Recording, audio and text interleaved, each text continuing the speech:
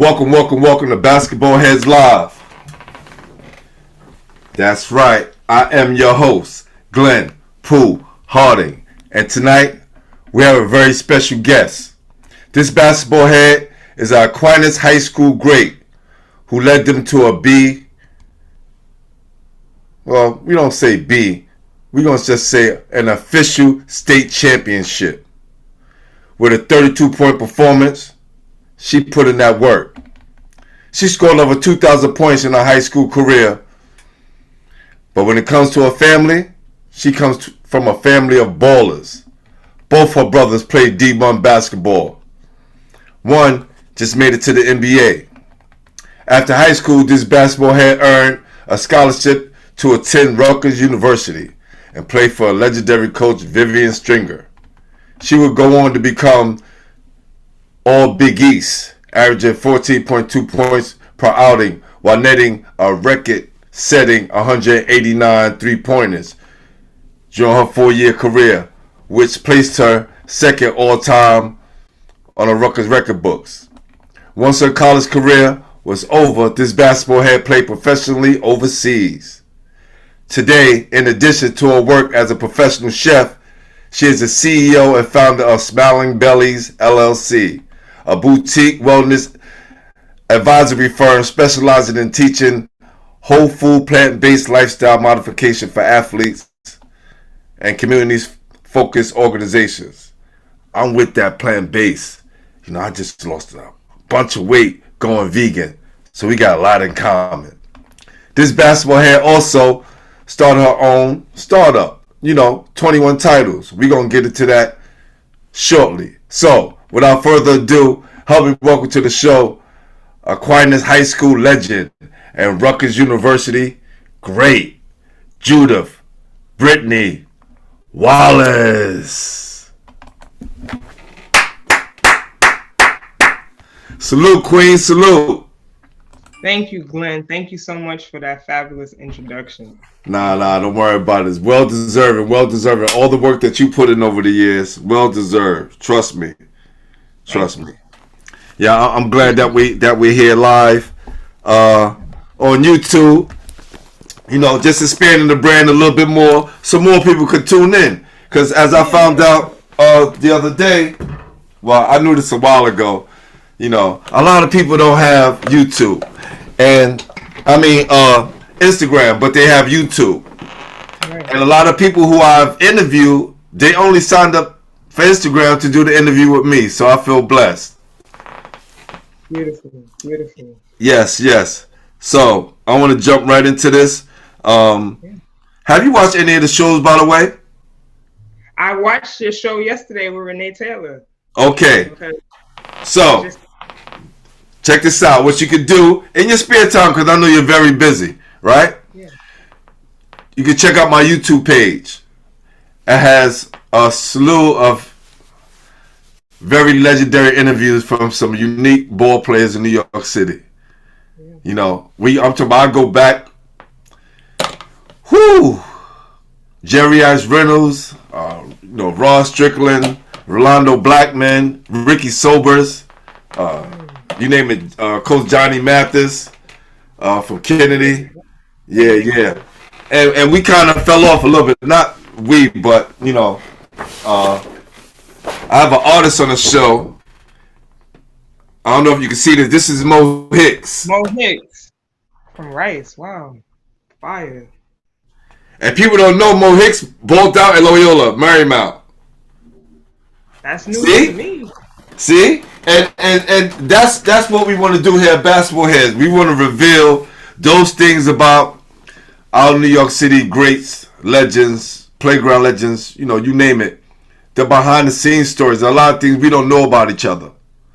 Right. You ask anyone, they know Mo Hicks as far as a winning high school coach, but they don't know he was a baller in his day. Yeah, I gotta put this on. Yeah, Coach Johnny Mathis used to play for Savannah down south in the NAIA school, Savannah College at the time, and he was killing down there. We talking about in the 50s. Wow. and to come up here in New York City because his parents used to send him up to New York City, and he got addicted going to the Rucker. So once he got a taste of the Rucker, he didn't want to go back down south anymore. And afterwards, he moved up to New York, and he never left. So, Wow. yes. But tonight is your night, so we're going to jump right into it, right? Who introduced you to the game? My pops. My pops and my older brother. I wanted to be like my older brother, Alan Ray. Yes, yes. I usually start off with, I'm the younger sister of Alan Ray because that's who most people know. But you done carved out your own lane, so you don't have to say that no more, right? Right. But when I make that point of reference, everybody's like, "Oh, okay, we got you. We taking you a little more seriously now." So yeah, my pops introduced me to the game, and I wanted to be like my older brother. This was around 5, 6 years old.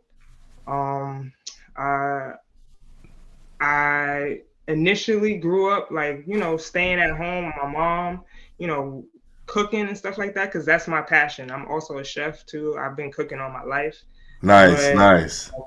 But I seen my brother, I went to one of my brother's practices when he was practicing at the Gauchos, and rest in peace to Mr. Gardner Page, but he was like my father's like mentor, Mr. Page, and I see my brother doing all these things, putting the ball between his legs, shooting it. I'm like, yo, what is this? Like, he was having so much fun. Like, you could just see the joy in his face, and I'm just like, that's what I want to do. I want to be like him. And when I made that decision, my dad was like, I'm gonna treat you the same way I treat Alan. You're gonna have to come work out with us. You're gonna have to do everything he does. And you can't complain about it because this is what you asked for. So, from then on, I was really attached to my father and my brother's hip and kind of like watched my brother's process head on. And, my brother was competing against the best players in New York City at the time, and it was just, and he was playing at St. Raymond's. Like St. Raymond's at that time was like, and it still is to this day. But still is to this day. That's right. Yep. Basketball powerhouse, like Julius Hodge was there, Peter Mulligan, Chris McCray. Watching all these guys, they playing against Rice. That's when Andre Barrett and Keydron Clark were playing. Like I'm in the gym watching these guys. Like the gyms are packed. I'm watching O'Hallows. These guys, Bobby Garcia, all these other, I'm just so consumed in it. Like, going to the parks in the summertime, Dykeman, UDC, Riverbank, like literally attached to their hips and watching this, and I'm just like, I could play, I need a chance. Hey, can you see me over here? Right. So I really started playing against boys. Like I started playing against my brother, and my brother never took it easy on me. Like he never let me win. To this day, I've never beaten my older brother in a game at all. Wow. And I think that's what kind of like gave me my competitiveness. Like losing to him all the time translated into me putting that on the basketball court against the girls and the boys. Like, and one of the things that I learned from playing against boys was really using my IQ. Like boys are obviously faster, stronger, taller, right, bigger. So I had to learn how to combat those things. And the greatest thing my dad and my brother probably gave me was IQ. Like learning how to read things, seeing plays two times ahead of time. Right. Learning how to adjust your pace, from fast to slow, slow to fast. All right, let's go back a little bit. Right? Because I want to get the full gist of this. What age were you when Dad took you to the Gaucho gym? You start seeing this, and when the bug bit you, what age was it? So it was around like 4 that he took me to the gym, and then at around like 5, 6 is when I started tagging along like for real with him. Wow. First of all, 4 years old, you was way ahead of a lot of dudes. I'm telling you, because all the stories that I hear, dudes like a lot of us started playing other sports. Right. Then we fell into basketball, but hearing like you guys had a huge advantage because, well, yourself at 4 years old, then noticing that was something that you wanted to do, right? Let me direct some more people here, because I know everybody going to go to my Instagram like, yo, where you at? I'm like, no, not on Instagram. So, and a lot of people, they get this love for the game kind of later on, whereas you saw it early and you wanted to become a part of it. You wanted, to do the same thing that your brother was doing. I wanted to participate. Early.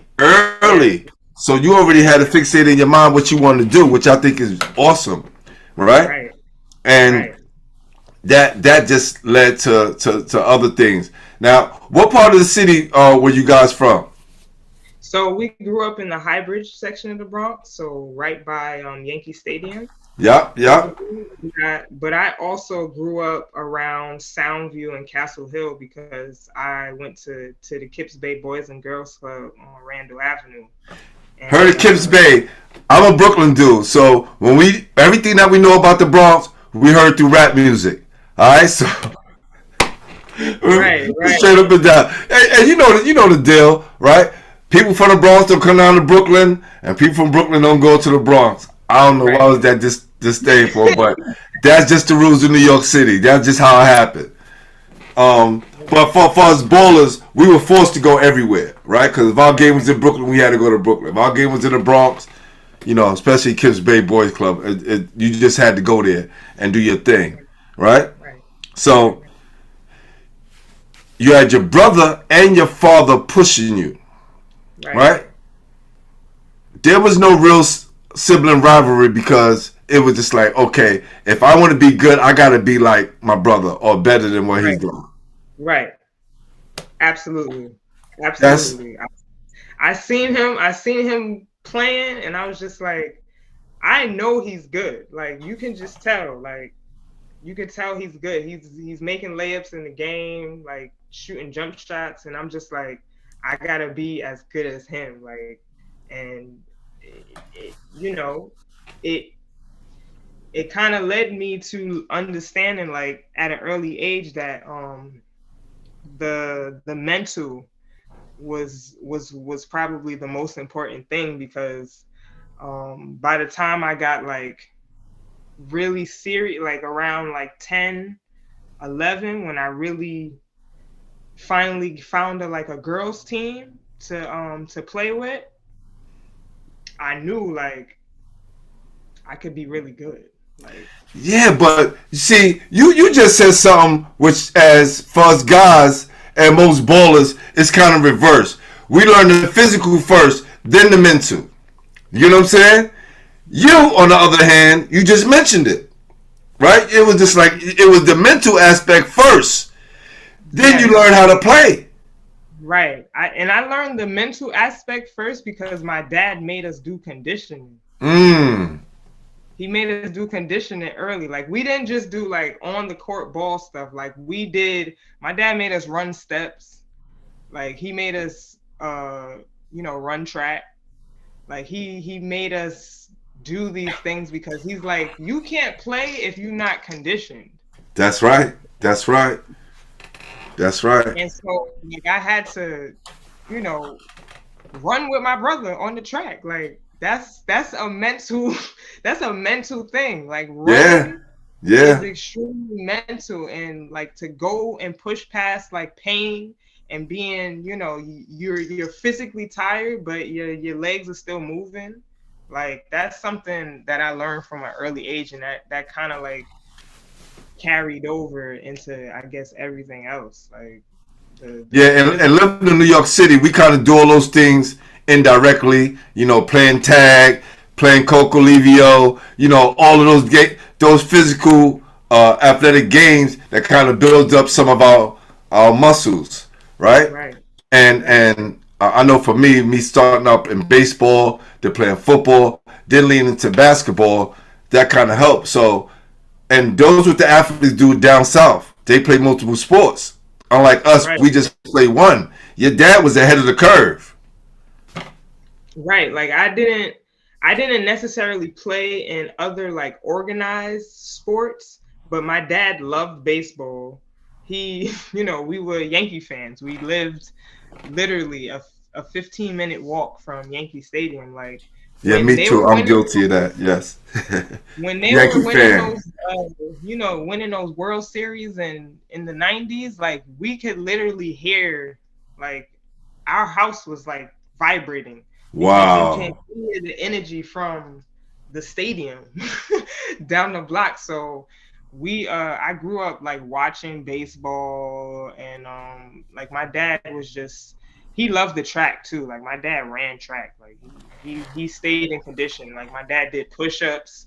He did all that stuff. So seeing my dad do that, like it only made me want to do that too. Like he's doing this for a reason, right? So he made us do all of that stuff. Push-ups. Like I remember my brother was doing push-ups in the house on the chairs. Like, like he had to do push-ups in the house on the chairs before he went to bed. Like he was doing toe raises and all this stuff. Like I Wow. was doing, shooting the ball up in the air at night, practicing my rotation, because my dad's like, if you don't got the follow through, the ball is not gonna go in. Like you gotta Now, question. When you was doing that, were you laying down doing it? Yes, on the floor. On the floor, just throwing the ball up. Kids, pay attention. She's giving you game right now. She's giving you game. If you want to learn and work on your technique, lay down. Even if you're in your bed, on the floor, and work on your follow through. Because if the ball comes back near your nose, you're doing something right. A la Michael Jordan. Right. Like I did these are, and this is what it is, right? Like it was in the little things that made us like really good. My dad honed in on the small details, and I learned that from an early age. Like, don't take shortcuts. Finish things that you start. You're gonna go through adversity, so you Facts. might as well just face it head on. And yeah, like my brother and my pops put like a very solid foundation for me, and it kind of like carried over to everything else. Wow. So look, was your brother the best player in the neighborhood, or was it somebody that he was chasing? Ask my brother, he was the best. Hey, you can't knock the hustle. He probably went the furthest in the surrounding area anyway. So, Ask him, he was the best. Nobody was better than him. Like my brother, I was really blessed to have a brother who had like such a drive. Like he had, as much people tell me I have a drive, like my older brother can do anything that he wants. Anything that he sets his mind to, he does. Like, and I just seen that from an early age. Like he was getting up in the wee hours of the morning to go to St. Ray's to practice before school started. Like he would tell me, he was like, yo, I gotta meet Jules at the gym.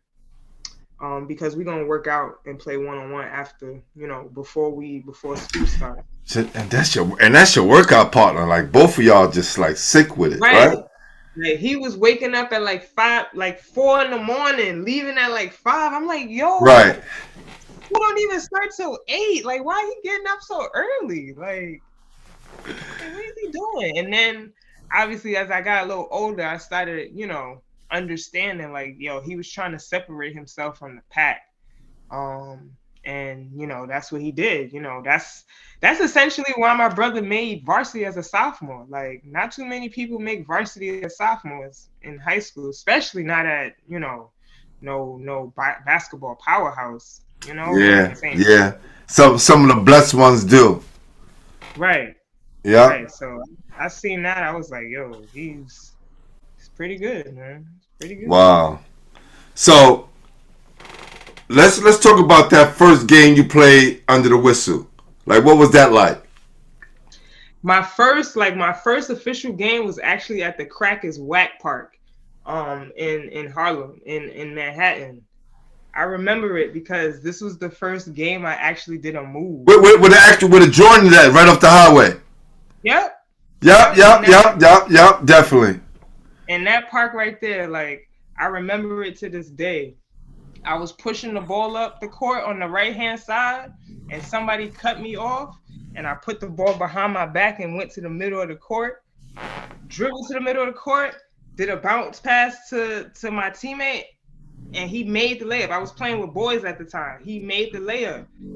And I was just like, yo, I've been doing this move in practice so many times, and this was the first time I ever did it in the game, and I was so hyped. Like, that was my first time ever. Like, I need to get. You know what? My next show, I'm definitely going to have my whistle. I need to make that part of my show because y'all girls, y'all be saying things just like it's normal. Like, yeah, my first game was with boys because I heard that last night from Renee. I had Ruth Lovelace on a couple of weeks ago. Well, last year I had Ruth Lovelace on season 2. And she was the first girl that I know that played with boys because she used to play with us. Right. You know, to hear that you guys had to play with boys, so I know by the time y'all played with girls, it was just like, you know what I'm saying? Now, I'm not trying to be sexy or anything, but for you, it's not too many girls. Not too many. You get a few. They got to play because there's not any girl team, but they're probably not too good. But your first game, you throwing it behind your back and throwing a dime in your first game? Yeah. Against dudes? Yeah. My dad, look, the preparation that you go through when your brother is kicking your butt all the time, like that's the best preparation. You know how they say, like, practice is way harder than the game? Right. Practice, man, my brother, he kicked my butt. Like, he made me mad. Like, he made me mad. So that just translated to me like, yo, I gotta get these moves off. If I can't get them off against him, I can at least get him off against these guys because they ain't as good as him. So you didn't have any nerves? You didn't have any jitters during the first game that you played? Nah, I mean, I'm always nervous. But it's like once the game starts, it's like right. It goes away, and I kind of just got used to playing against boys. Like, I grew up playing against Mike Glover, like Gerald Gold. Like, I'm playing with like these guys. Like, I grew up with these guys playing, practicing them. So it's just like it was normal. It became a normal thing, you know? Yeah. Look, for those people that's on the gram right now, come to YouTube, come to my YouTube page and join the show. I know y'all can hear what's going on. It's going down big. Alright? As y'all know, I got New York City Great, Judith Brittany Wallace, on the show with me, and she just walking me through her life story right now on the basketball side, and we're going to get into what she's doing on the business side. So please join us on the YouTube page. All right. So you go, like, all of you guys went to Catholic school, correct? In high school? Well, my younger brothers, we moved upstate, so they went to a public school. But okay. So she was like, how did you get to Aquinas? What was that like? And what made you make that move there instead of following the regular route where all the other girls was going at the time, the Christ the Kings and Bishop Laughlin's and all that? Right. So for me, like, I've always been a student first, athlete second, and I needed to go to a school that challenged me academically. And Aquinas kind of fit that model. I first and foremost, I wanted to stay in the Bronx. Okay. Makes sense. Makes sense. To, to the heart. And then Aquinas was just, it was an all-girls school, right? So my brother already went to an all-boys school. So my parents were automatically like, you're going to an all-girls school. So Aquinas was a college preparatory blue ribbon accredited school in the middle of the Bronx. Wow. Like, this is where I want to go. They are not known for sports at all, but they are heavily known for academics.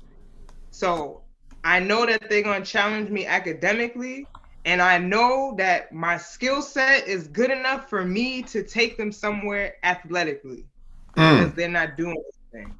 And on top of that, I had a couple of my my teammates from Kips Bay also got accepted into Aquinas. So we were basically like, look, we could go to Aquinas and do the thing there, like athletically, because we already know we're gonna get a good education and we can go there and make some noise. So I was just like, I'm going to Aquinas because I know I can turn that school around, because nobody has really come there and did anything. And I was just very focused, So smart move too. You want to go and build your own success somewhere else, right? Okay. Right. Makes sense. Yeah, in high school, I didn't really want to follow anybody's coattail at all. Like, I was already in a class of star-studded women's basketball players. Like, I'm in the class with Tina Charles. I'm in the class with Tiffany Prince. I'm in the class with Marissa Flagg. I'm in the class with Diatima Hill. Like, these are all Division I players. Like, I'm not going to their schools. I'm trying to do something for myself. You feel me? Listen. Hold on. Do y'all hear what she's saying? This is not the go along, get along game. She's not just going to go play with the hottest players. She's not trying to go and form a super team. She's going to make her own bed, right, of success. Do you hear the names she calling out? You hear these names? Yeah, like, This is why you're so nice. That's why you're so nice. I had to play against these girls, Glenn. Every time I had to play against Roberto Clemente, Tina Charles, Marissa Flagg, Diatima Hill, like all of these girls on the same team. Epiphany Prince on Exodus, Kia Vaughn's there, like Erica Morrow's there, like the talent was crazy. Like my class was really crazy. So I'm just like, what can I do to kind of separate myself? And I was just like, I'm gonna go to Aquinas and do my thing over here, and I feel like I could still compete. And that's kind of like what I did. I seen my brother win a city championship 2 years in a row, and then I seen him go to Glens Falls his junior year and win the state championship. I'm in the stands at Glens Falls watching him win the state championship, and I'm like, I'm gonna do the same thing. I'm gonna do that same thing. I told you, everything that I've accomplished has come out of like a challenge from my brother, like, right, athletically. So that's kind of like what I had my mind set on when I went to Aquinas. I'm like, I'm gonna win a city championship and I'm gonna win a state championship. And it happened. It took 4 years to get there. Hey, my senior year, we won the city and state championship. How many people can say that in New York City? You got 10 million people that live in New York City, probably like another 20 that left New York City, who probably can't even say that, right?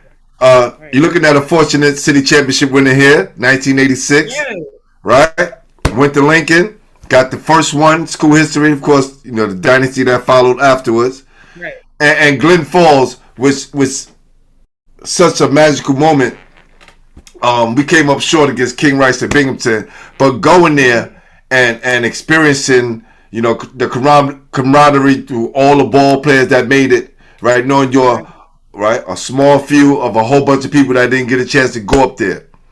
Right. For you to go up there and win it, first of all, you watch your brother, you witness your brother do it, and then I read in a post, he told you better go up there and win it. Yeah. And then go ahead, because we're going to talk about that 32-point performance in the championship game. Oh, yeah. Right. That was when he was in the NCAAs. Like my parents didn't come to my state championship game because they were in Minnesota watching my brother play in the NCAA tournament. My cousin and her husband came to the game to support me. And my brother was like, yo, you better win this game. He was like, you better win this game. Like he told me for the game. He's like, you better win this game. First and foremost, why he said that was because the team that we played with was undefeated. They were like 32-0. Who was that? The Jefferson team? Yeah, the Jefferson. Yeah. Thomas Jefferson. Yes. They were undefeated that year, and he was like, "Yo, y'all gotta spoil their season. Like, he was like, you gotta spoil their season and win that tournament." He was like, "Y'all gotta win." So, like, I had a real big chip on my shoulder because we were down most of that game. That game was a hard game. Like we were down. I believe we were down at halftime. Yeah, I think y'all won by like one or two, something like that. It was a very close game with like 4 points, something like that. We won by a couple of points. It was. It was for what I read in the paper. I think like 59-63, something like that. That was an exhausting game, and you already know Glen Falls. That court is huge. Yes, facts. That court is huge, so that was a like I think the last couple of minutes to that game, I think I scored like 10 points. Like I went into like crazy mode because I'm like, yo, it's now or never. It's now or never. I can't regret anything. So like I think who was guarding you? Remember who was guarding you? Who was getting that work that game? Who was getting that work? Because somebody got 32 buckets on them, and I know they had to kind of switch different people on you because you was the girl for your team. I don't remember. You ever watch Kill Bill? Yeah. When the red light come on, that's what that was. I didn't care who was on me at that point. Like, that's real. No, that's real because it's like no matter because you're on a mission, right? You already know your parents are watching your brother in the NCAA tournament, and you home in New York, being supported by your family here, your cousins or whatever. But still, you can't come home saying you lost. See, your brother already won being in the NCAA tournament. That's like, whether he wins the championship or not, he already won. You know what I'm saying? And now it's your time. Do you know today, New York City is not part of the state federation anymore? I did not know that. Yes, the city champion from New York, which was South Shore, went out to Long Island to play against Long Island Lutheran, and whoever won that was considered state champions. And then you had Mount Vernon play against the people, I guess, in Westchester County, and they're state champions as well. And then, hold on, not finished. Cardinal Hayes, who won the Catholic School City Championship, played someone else. And they're state champions. Wow. You see how things change? Yeah. New York City, I don't know what the problem is. I don't know what the situation is. People, come and check me out on YouTube. I see you guys in the room. Come to the YouTube page. There aren't any collaborations going on. And I guess with COVID, a lot of things changed because some people, had to get the jab. Some people didn't. And I think that's what it was. But I just, and salute to all those teams. I'm not here knocking any of those teams. Salute and congratulations for your accomplishments. But there was nothing like going up to Glen Falls to see who was the one. Like, who was, right? You guys were the queens of the hill. There was nobody else to play. Like, y'all knocked everybody off. Right. Yeah, there's something special about that, Yeah, definitely. It's times are changing, but look, you glad that you got a chance to taste, this championship, because a lot of people, a lot of New York City greats have never even been and don't know what it's like. Wow. So salute to you, right? What besides the academic piece, right? What other lessons did you learn at Aquinas that helped you grow to the position where you know you can move on and go to a big time Division I school and succeed? I would probably just say like discipline. I learned that while I was at Aquinas, like time management is a big deal. Yes. Especially for student athletes. Like you gotta learn how to manage your time effectively and efficiently. And being at that college preparatory, that kind of like prepared me for college. Like I felt like if I went anywhere, I was prepared, because I knew how to manage my time well, better than other students, pretty much, because like I was taking AP courses, advanced placement courses, and doing other things. So you had to learn how to balance the books and the ball at that time, and that really, and it challenges you. It challenges you, right? Yep, absolutely. So that helped me into college for sure. Now I'm kind of moving back a little bit, moving up and back a little bit, but Yeah. did you said your brother played his sophomore year on varsity? Did you have to go to the freshman, JV, then varsity? How did you move into the system at Aquinas? No, I made varsity as a freshman. I played varsity all 4 years. Give me a high five. Give me a high five. That's what I'm saying. Yeah. That's right. Making varsity as a freshman. Not too many people can do that. Wow. So, hey, you had one up on your brother. Yeah. Right? He had to wait till his 10th grade year. You was already there your freshman year. All right. Yep. So, when let's talk about that, when you first cracked that 1,000 mark, right? The 1,000-point mark. Because, like I explained to you earlier, most people like myself, we just happen to get 1,000 in 4 years. Right. You done cracked the 2,000 mark in 4. That's super overachieving. What was it like, or what was it feeling like when you reached that 1,000 mark, and what year was it? So I reached my 1,000 in my junior year, like the beginning of my junior year. I reached the 1,000-point mark in the beginning of my junior year because I got the ball. We played against somebody in Jersey, like we played against some team in Jersey, my junior year, and they had to stop the game and give me the ball and do all that other stuff. So yeah, my junior year I scored that 1,000, and then I kind of obviously trickled that remaining junior years into senior year to get the next 1,000. Yeah, because not it's like you was kind of pacing yourself, hit it in the beginning of your junior year, then went off for the last that last year, because you had 1,000 plus, that I mean 2,000 plus, not just 2,000 points. So what was the progression like freshman year, sophomore year? What was the averages like? Did it kind of gradually grow as you went on? Yeah, I think my senior year I averaged the most. I averaged like 20, maybe like 28 points a game.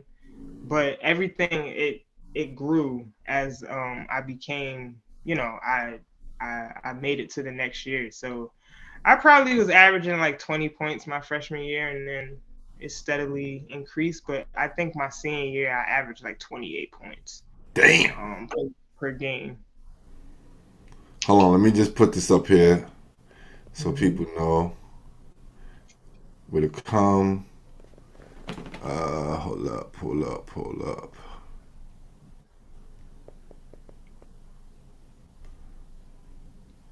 This is crazy.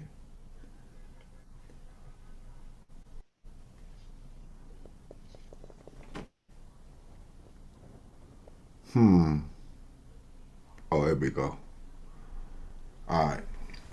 So yeah, that's awesome. So we're going to continue with this. I just want to make sure people hitting us up on YouTube. And now, even though you guys were in the hold up. Come on, Mark.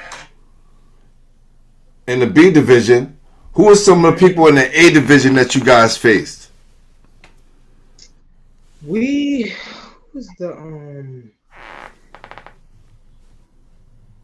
this girl's name? So we played a lot of like I remember we played at St. John for a few playoff games. Like we played against, so like in our division, I played against like Ursula and all that. Yep. You remember what's her name? She went to Ursula with Coach Red. Kendra, Jesus Christ. I can't remember, but she was left-handed. Okay. She was nice, okay? Like she was nice. I didn't like going to Ursula because they had a small gym, and when you shot the ball, it hit the ceiling. I'm like, what kind of gym is this? Like this is some of them Catholic schools, you go in their gyms, their gyms is like the old Riverside Church gyms. Terrible. Yes. Terrible. But I'm trying to think, who did I play? I remember, who did I play in the A division? Jesus. It'll come back to you, because when we get towards the end of the show, a lot of them names gonna pop into your head. Trust me. Okay. Did you play AAU with any of the teams coming up? I played against I played with Kips Bay, and that's where I got a chance to play against, Roberto Clemente. That was a big team that we always played against. And like I mentioned before, that team had, it was coached by Cecil King. Yes. That team had Tina Charles, Marissa Flagg, Diatima Hill. Like it had so many great players on there, and we had to play against them all the time. I hated it because it was always a battle playing against them. Like I mentioned, I played against Epiphany Prince growing up. Like till this day, she's still one of the best players I've ever played against and played with. We definitely gonna get there. Yeah. I first heard about Epiphany when she was at 113. She scored like 100 or something points, and that was just like the thing going around. Let me just tell you this. There's a funny story attached to that, right? That day I thought I did something remarkable, right? I scored 40 points that day. That same night that Epiphany scored 113 points, I scored 40 points at my gym at Aquinas. Thought I was the ish. I was like, I scored 40. I scored 40. It's the most points I ever scored, yo. This is crazy. I get home, I watch the news. Epiphany Prince has scored 113 points, the most points ever. And I'm like, yo. That was supposed to be me.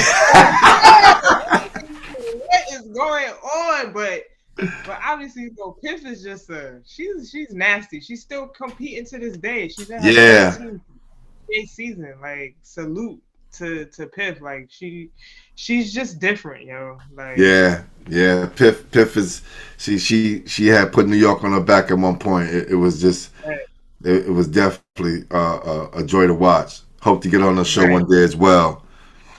Yeah, and So that whole school, like Murray Bertram, just produced so many good players. You know, Shannon Bobbitt. Like Shannon Bobbitt is one of the people who inspired me to write my book. You know, like I seen Shannon wrote a book. I'm like, I could write a book too. And I also competed against Shannon in college. I lost to her in the national championship when we played against Tennessee. right. Yeah, she's another one. Put the city on her back. I remember going up to the Gaucho gym. It's like in the midst of the pandemic, and a couple of my guys was up there. You know, I thought I wasn't gonna be able to get in the gym. They invited me in, and did like a little, just like a nice piece on the history of the Gauchos and all the players that played there. And I want to make sure when I mention all the legendary guys who played there, I need to mention Shannon Bobbitt as well. So definitely salute to Shannon and everything you've done for the city. Appreciate you for sure. Yeah.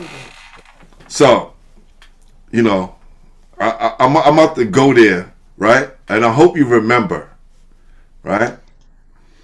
You said 40 points was the most you scored, right? Was that the most that you scored in high school? Yes. After scoring 2,000 and some points in your career? Yeah. Who ass did you bust that night? Do you remember?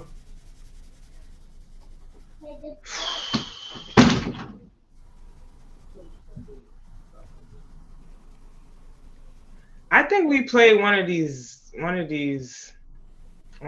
like low tier schools that didn't have a chance. And you took advantage of it, right? And you took advantage of it, right? Oh yeah, absolutely. You know how you have a couple of those teams in your division. Oh yeah, yeah, definitely. Like this is a team that I can practice on. So now I'll tell you a funny story, right? That team for us was Mary Bertram, the boys, right? Because the boys wasn't too good, right? We used to beat them. So this year we going to South Shore, me and my guy Neil, and we, you know, he said his high school team was playing, and we was going to see his son play as well. So we walk into the gym, and Mary Bertram is playing against Lincoln. I look up at the score. Mary Bertram is kicking out, and so I was like, oh shit! I couldn't believe it. I was like, that was the team that we played every year for our first game to warm up, and we would smack them around. And you see how the tides turn, because now you know Lincoln is not doing that well, and Bertram actually they won the A Division City Championship this year. Oh wow! Okay. Yeah. Things cycles. And it again, and the fact that what you girls did on the court years ago turned the tide in the city with the guys and the girls, because now the girls are going to better schools than the guys. I'll give you an example because I mentioned this last night. Paris Clark, she's Miss Basketball for New York State. Right. She's going to Arizona. Right? Toby Akwaba, who's the I think I'm probably dogging his last name, but I know his first name, Toby. And he has 100 average. He goes to Cardinal Hayes, and I heard he might be going to prep school. You see the shift? And this been happening for a couple of years now, that the girls been going to better schools than the guys. Right.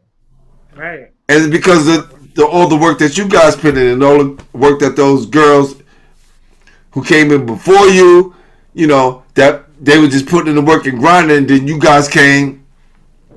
Y'all said the girls came and y'all was going to Tennessee, Rutgers, you know, and all these big time schools that kind of turned the tides in New York City. So you definitely had a hand in that. That's incredible. Yeah. That's incredible. Yeah. Who would have thought, right? We talk about New York City basketball. You know, the Right. guys kind of ran it in the country for a while, and then we kind of took the back seat to some other states. And now our girls is kicking butt all over the country. That's fire. Yeah. We need more respect for women's basketball, please. Facts. And this is why I'm making my point to get more women up here every chance I get. So, you know, tell your peoples come on the show. Let's make it happen. Yeah. Yeah. Absolutely. What was that recruiting process like? I know the letters were coming in. You know, I like to show this example right here, right? Because you get the letters that everybody gets, right? That looks like this. Right. Yeah. And then you get these, the handwritten joints. But I know you was you in the era where they was able to text you? No, so I was in the era where I got handwritten notes. Yeah, these right there, these joints right here, right. Yeah. I don't have it right now, but my mom kept all of the notes and things that I got. Wow. They're all in like a big binder, so she kept them, and I have that memory of getting recruited. Like, recruiting was crazy. Like, it was really, really crazy. So for me, people, which is really, really, really funny, a lot of coaches didn't know my first name was Judith. So they thought that Judith was another person. Like, a lot of people didn't know, like, I was also Judith. So when I remember one coach, I think it was Towson or something like that, she was like, yo, I did not realize that your name was Judith. Like, I'm calling, she was like, I was calling somebody for your number and I was saying somebody else's name, and they were like, yo, do you know that Judith, like, Brittany is Judith? Like, people were confused. Like, they didn't know that my name was Judith because everything was like Brittany, you know, Brittany. I was confused. Because I was, you know, I do, like, when people give me their bio, I still do my own research, right? Right. But when I put in Judith, none really was coming up except like your articles that you got written up in magazines and other places. And then I said, hold on. I saw one article where it just said a picture of you and Rutgers, and it said Brittany. It was Ray, right? Right, Brittany Ray, right. Right. So I said, okay. I said, let me Google Brittany Ray, and then all this stuff started to come up. I was like, oh wow. Right. Like, I felt like I had like two different lives. Like, Judith was like the academic scholar, and Brittany was like the ball player, you know? Got you. I kind of like had those two different, if you want to say, personas in a sense. Nah, that's dope. Yeah. Wow, that's great. So I can guarantee you had a lot of scholarship offers. Who was the 5 that you settled on, and why did you pick Rutgers out of that 5? Tell me the 5 first, and then tell me why you picked Rutgers out of that 5. Right. So I really had breaking down my choice to, I had Georgetown, St. John's, I believe Virginia, and then Rutgers. So my last 2 really were Rutgers and Georgetown. And also, Princeton too. They wanted me Ivy Leagues. I took a visit to Princeton. With my Smart, as you should. Yeah. Princeton, Georgetown, and Rutgers were like the last 3, if in a sense. And Princeton, I realized, I was like, look, I don't want to go to an Ivy League.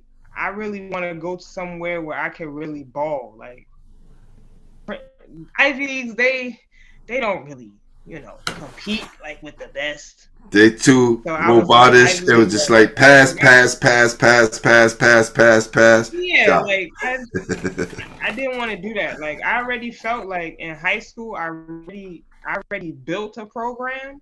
Like I built something. I wanted to go somewhere that was already built. You know, I wanted to go somewhere that was already established. Right, right. And I also wanted to play for a black coach, a black woman. Like Mm. that was very uh a profound thing that I wanted to do. So like Georgetown at the time, it was Boo Williams' sister that was coaching at Georgetown at the time. Boo Williams, who ran the tournaments down at VA? Yeah, his sister was the coach at Georgetown at the time. Wow. Terry, she was the coach there, and Nikki Reed, she was the assistant coach. She was the one that was really recruiting me. So she was first at Fordham. She was recruiting me at Fordham, and then she got the job to go to Georgetown, and then she started recruiting me from Georgetown. And like I thought I was gonna be a Hoya, for real. Like I thought they came to all my games. Like they was the first ones there at all of the games. But like Rutgers came in at the end pretty much. Like I seen Coach Stringer at like towards the end of my recruiting. I seen Coach Stringer and Coach Mitchell, Carlene Mitchell. She was the associate head coach at the time. And I was like, yo, Rutgers, like I watched that documentary Coach Stringer did, like This Is a Game or something like that. And I was just like, I want to go there. Like, I want to play for that lady. Like, I want to play for her. And I didn't know she was recruiting me at the time until she came to one of like my last two summer tournaments in my junior year. Like there was the Big Apple Classic at Fordham University, and I was playing with I was playing with Long Island Lightning at the time. I was playing with Darius Burton and Long Island Lightning at the time. Mm-hmm. And I'm just like, yo, I gotta kill the rest. I gotta kill this summer because I want to make sure that my senior year is smooth. I already want to go in my senior year committing to a school. First and foremost, just in case I get hurt my senior year, I already know that I'm guaranteed to go to this school, and everything is already set in place. So I seen her I seen her on the sidelines, and I'm like, this is my chance. This is my chance right here. That tournament, I think every game I had like 35. Easy. I had like 35 every game, and I was not playing. I was not playing. And then after that, I got a call from Coach Stringer and Carlene Mitchell, and it was like, yeah, we would like you to come on an unofficial visit. I went on the unofficial visit. I had my father come with me, my grandfather come with me, and my godfather come with me. And we went to this unofficial visit.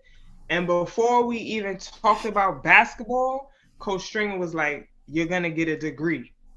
Like I'm gonna make sure you graduate and get a degree in whatever that you want to do, and then we could talk about the basketball stuff. And this is how I knew Coach Stringer really wanted me, because she knew that I wanted to be a doctor. At that time, I wanted to be a doctor.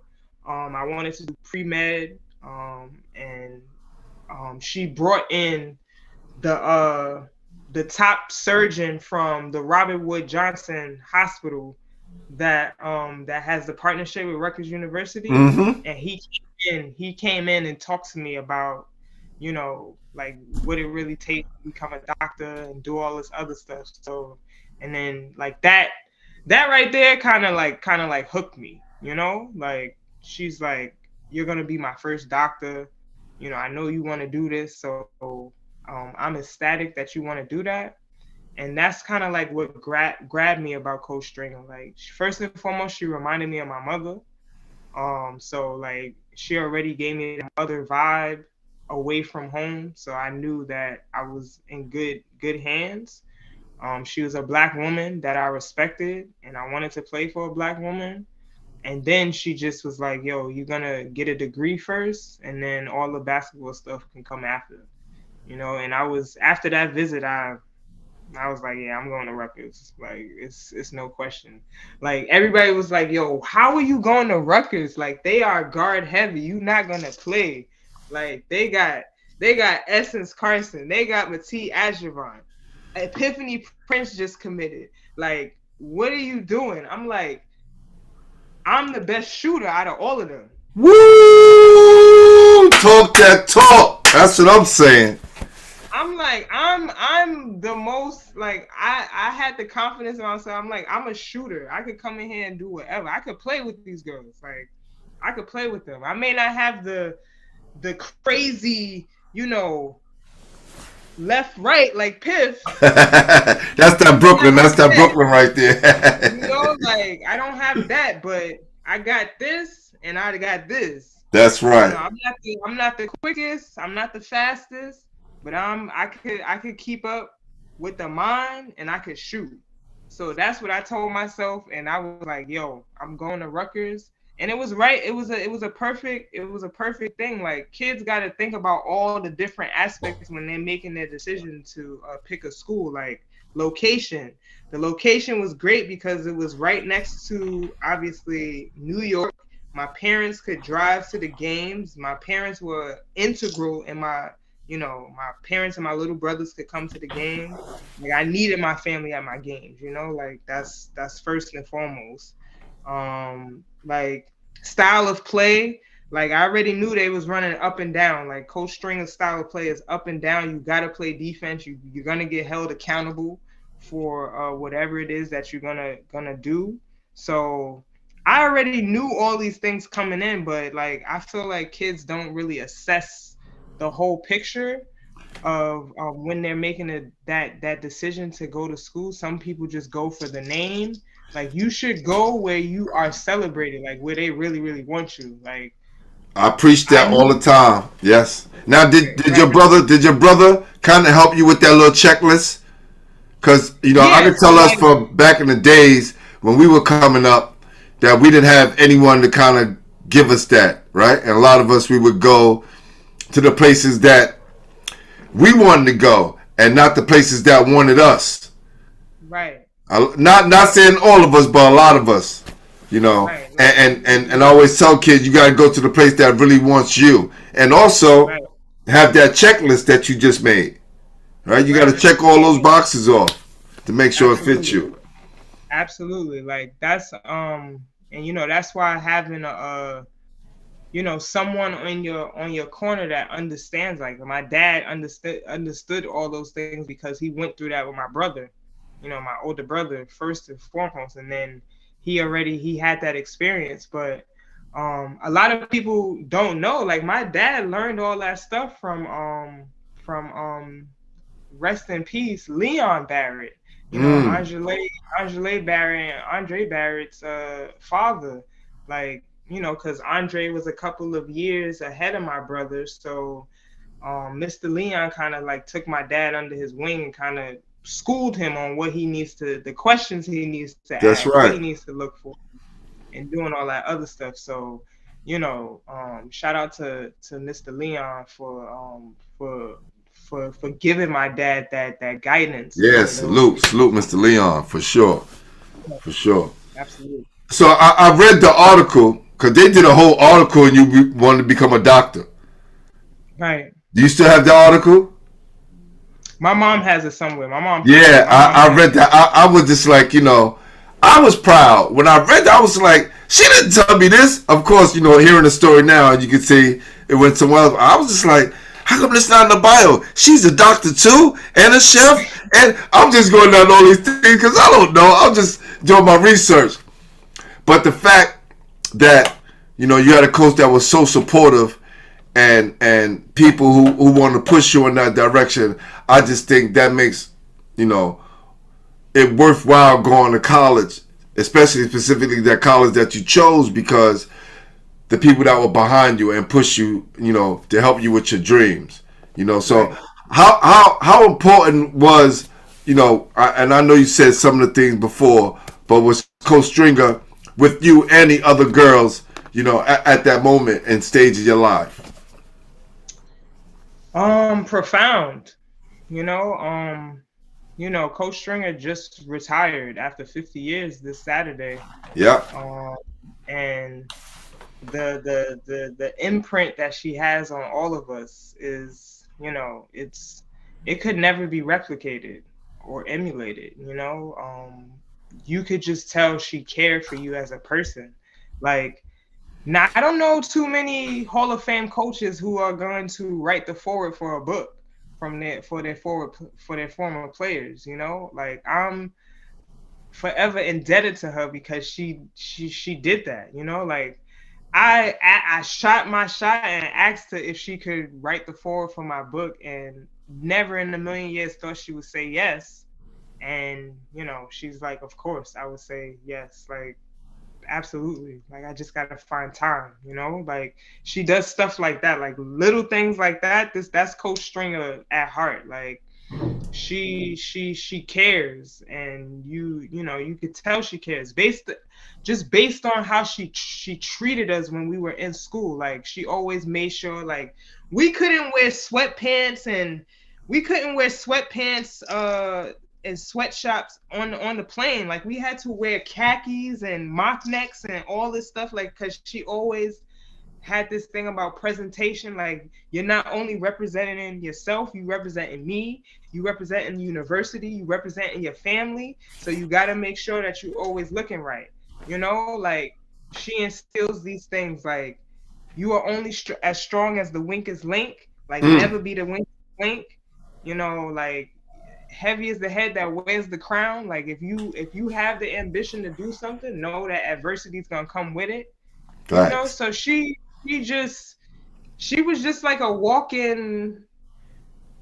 Every day was a lesson learned with this lady. You know, like, I got stories for days about Coach Stringer. You know, but one of the things is that she wanted to mold, like, strong, independent women, and that's something that that I can say is extremely true. Like, I'm still very close to, you know, a lot of my, like, former teammates. Like, Maya McCurdy, she played with me at Rutgers. She's now the assistant coach at the University of Cincinnati. Like, you know, I was at her wedding. I was in her wedding in 2017. You know, like, she's in my book. Like, she contributed to my book. I'm always constantly in contact with Mati Ajavon and Essence Carson, and, you know, talking to them. Like, they my OGs. Like the sorority, like, the connection that we have is unmatched. I don't think most universities have that alumni, like, connection. Like, we constantly come back to games, you know, like, the alumni effect is really, really, really heavy. Like even my freshman year, this is just an example. My freshman year at Rutgers, when we first started, we were terrible. Like, we were bad. Like, first and foremost, Mati Ajavon, she was hurt. So she just got surgery. She put a rod in her freaking leg. She had that surgery. So she was out the beginning of the year. It was 5 freshmen. I was one of 5 freshmen. We didn't have any seniors that year.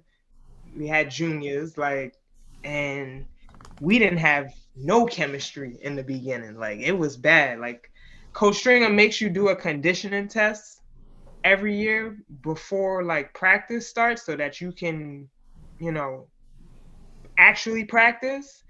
None of us passed the test in time that year. Like, she took away our locker room privileges. She took away our uniforms. Like, she was like, y'all don't even deserve to be in these uniforms. Like, I'm taking them. And y'all gotta wash your own clothes. You can't even wash your stuff in the locker room. You're gonna have to go pay your money and go wash your own clothes at your dorm.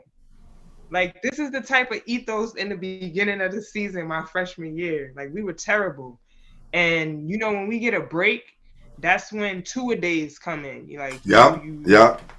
you have to practice twice a day, 3 times a day, whatever. They don't have no limit. So it's hell for the players, but it's Christmas for the coaches. That's right. That's right. Coach Stringer made the alumni come back one of these days. So I had Chelsea Newton come back. Wow. We had Michelle Campbell come back. Cappie Pondexter came back. Maury Horton came back. Like, all these alumni came back and they got in our asses. They all got and held us accountable. And they said, yo, y'all embarrassing us. Yeah, we were like 2-4 in the beginning. We lost to Duke by 40 at our house. At our house, we lost to Duke by 40, Glenn. 40. Smacked. Y'all got smacked. We got smacked. And my coach after that, wow. Y'all gonna have to figure this out. So the alumni came back, got in our asses, and then after that, we kind of like went on this kind of like run. You know, that year I also won a Big East championship. You know, we beat UConn at UConn that year, which was crazy because nobody thought we was gonna do that. Nobody counted us to win that. Y'all shocked a lot of people. Yes, definitely. We shocked a lot of people, but it just showed us like how transformative that year was, you know, like it was just so crazy. That entire year was wild, you know, from losing to Duke by 40 and then beating them in the Sweet 16 by 1 point. Like, it was an instant classic, you know, like an ESPN instant classic. Like, so, you know, Lindsey Harden was the player of the year that year. She missed 2 free throws. She missed 2 free throws that allowed us. I wonder if we related. How does she spell her name? Harding? Yeah. I gotta look into that. Definitely. Look, let me just tell you this: Duke was the number 1 team that year in the tournament overall. Wow. Okay, they was the number 1 team overall that tournament, and we beat them in Greensboro because Lindsey Harden missed those 2 free throws. Wow. Okay. With 0.2 seconds on the clock. That's a lot of pressure right there, though. That's a lot of pressure. It's a lot of pressure. But I'm happy she missed that because I made it to a Final Four in a championship. That's real. So wow, that was really a special year, you know. Wow, congratulations on that. Now I'm gonna take a little turn real quick because I also read doing my research and remember that moment. But I want to know if it was with your group, the Don Iman situation. Yes. Yep. That captivated the whole country, and trust me, I'm always a big supporter of you know, our sisters and what, you know, you girls represent and the women. So when that happened, like, my antennas was up the whole way. Especially, you know, Pip being a part of the program. But how did that affect you guys, and how did that bring you closer together? Like, what effect did that really have on you guys or you girls at the time? So that instance and that moment was where I seen my coach's true character come out. You know, she really showed me that when someone does something egregious, that you got to stand up for yourself. You know, like you cannot be silent about this. Like you got to stand up for yourself. Like, mind you, that whole situation that happened, like, I really feel in my heart it kind of like overshadowed us actually getting to the national championship. You know, it kind of did. I remember that. Yep. Most people remember the Don Iman thing, but most people don't remember that we made it to a national championship. Most people don't remember we held Sylvia Fowles to her lowest point total that game. Like, the game before the national championship, we held LSU to 35 points. Like, we had one of our best defensive games ever. Like, they shot terribly from the field because we played really, really, really superb defense that game. But yeah, that whole Don Imus thing just showed me like Coach Stringer really stood up for us. Because at first, like, the president of the school at that time, he didn't want to come out publicly and say anything. And Coach Stringer was like, nah, you're bugging. We definitely have to say something. And then that's when we, kind of made the team decision to make a public statement. Essence, read that statement for us, and that kind of just brought us together, closest together as a team. It allowed us to all be humans. That's right. Like, without this in front of you guys, right? You didn't forget that, right? Right. Girls, just black women, stand up for yourselves in a situation. Whereas that's why I wanted you to finish talking about the success run that you guys had. I didn't want to go ahead and throw that right in because I know y'all did way more than that. But I'm a conspiracy theorist to like the fifth power. Okay. And if you go back and look at that situation, you'd be like, oh, suppose they kind of planned to do that, to throw everybody else off with the success that you were having, and especially your coach Vivian Stringer was having at that moment. Right. Being a black woman leading all these black girls, to this Final Four, knowing what kind of seasons you're going to have, because they know. They can see the writing on the wall. Yeah, I could believe that. I could definitely see that too. Like trying to throw a curve in there for sure. Yeah, but y'all handle it like champions and came out smelling like roses. So definitely salute. Yeah, I got a lot of perks out of that. Fortunately, like, I got a chance to actually get honored at Yankee Stadium. Like, I got a chance to meet Derek Jeter and the Yankees. Like, wow, we got celebrated on the field for that. So like, it was a lot of good things that came out of that too. Like, so yeah. At the end of the day, it's a part of the story. It's something I went through. I'm glad I went through it because like that was my first instance with like overt racism. Like I never deal with racism on that level, and then to deal with it on a national stage as a 19-year-old was kind of crazy when I actually look back on it. Like it was a very big deal. But yeah, it kind of helps me with the work that I'm doing now. Like I'm not afraid to talk about that stuff. Like I welcome that stuff because we need to talk about that more for it to be destigmatized and broken down. So and to let young black girls know, right? When your hair curl up, that means power, right?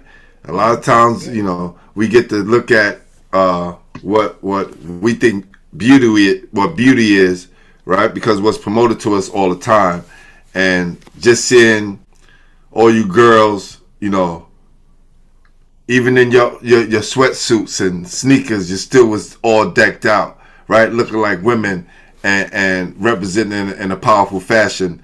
And, look, I followed it from the beginning, and it's sad that it took for him to get in trouble again, for him to kind of get in trouble, right? It wasn't like that initial time. But I think if y'all had walked away and been quiet, like your president wanted you girls to do.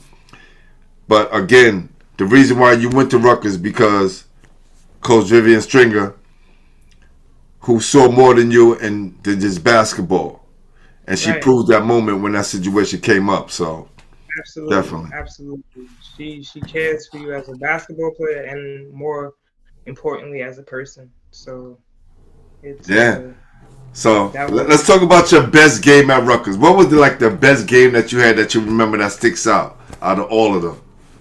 I know there's a few. Because you know you was knocking down those J's and still hold that record of 189 3-pointers. Right. So I'll probably say 2 games that stand out in my mind were like 2 really, really big games for me. My freshman year when we beat Ole Miss in triple overtime, I think I had like 27. Like Matee and Essence fouled out early in that game, and me, Piff, and another freshman, Rashida Junaid at the time, like we came in and kind of like held it down. So that was a big game, and we played against Ole Miss at the time. They had Armenti Price on the team. I forget. She's coaching now. I believe at what school is she at? She may be at Ole Miss. Okay. Coaching. But she dropped 40 on us that game. Woo! She dropped 40 on us that game, but we still won. So we won in triple overtime. So I was like, thank God, Jesus Christ. And then my junior year, when we played at Notre Dame, I injured my finger that game. I tore my ligament in that game, but we wound up beating Notre Dame at Notre Dame. I think I had like 28 that game, and I injured my finger. So that was a good game. Like I could not miss that game. Like so. That was a game. And then when I played at the Garden and we played against Tennessee, but that was my senior year, but we lost that game. But it was good to play at the Garden, you know? And always. That's still a mecca. Buckets. That's right. Get some buckets against Tennessee. So I'll say those 3 games. Yeah. Sure. Are you still number 2 on 3-pointers made in Rutgers history? Yep. Mm-hmm. I'm still number 2. And it's crazy because I could have been number 1, but I was not focused. I was not focused my senior year. Like a whole bunch of stuff was going on. Like I didn't know I was only like 10 threes away from like number 1, you know? Like I had so much stuff going on, like, you know, between me trying to decide if I wanted to become a doctor and go, or if I wanted to play ball overseas. Like I had so many decisions to make. At that time, I was not really thinking about I should become number 1, or I should choose number 1. But yeah, I'm like. But you was focused on all the right things, though. At least you was focused on all the right things. You know what I mean? It was a distraction, but those are good distractions. You know?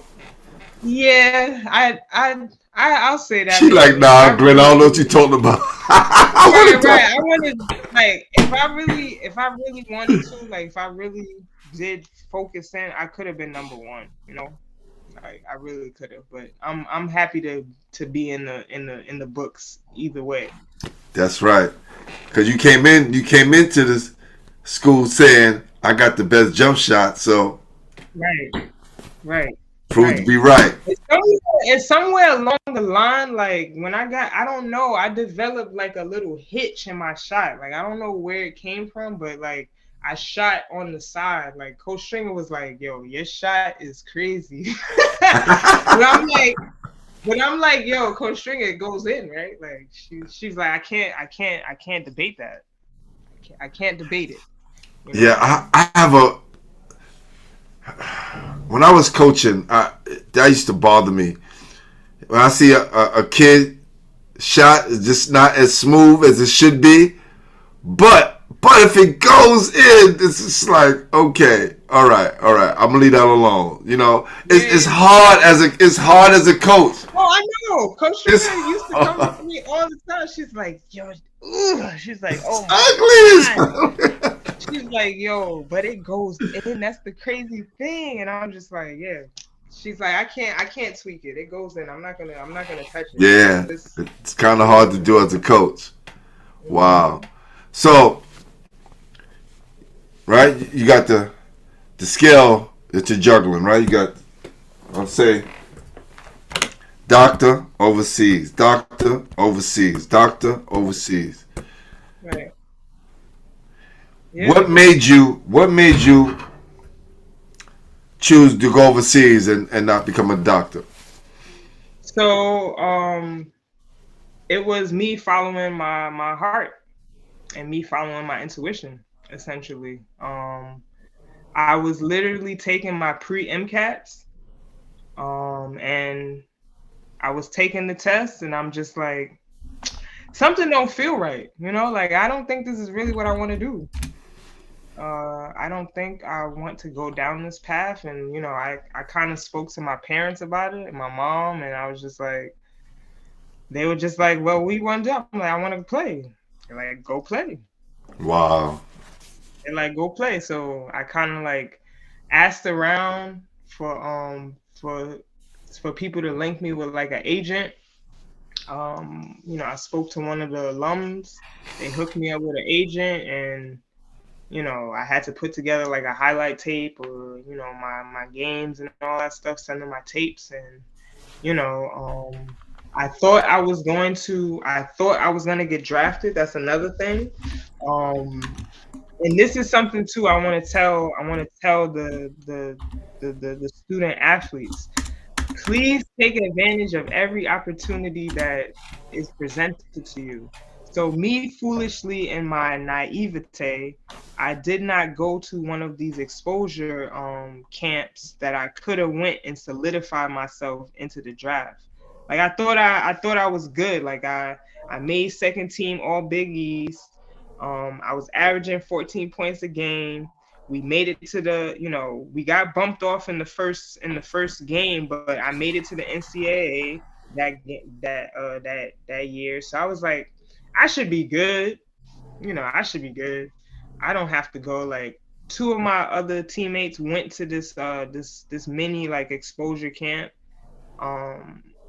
And the day of the draft came, my name did not get called, but my teammate's name got called, and she was the last the last person to get called. And I had class with her that day. Yo, listen.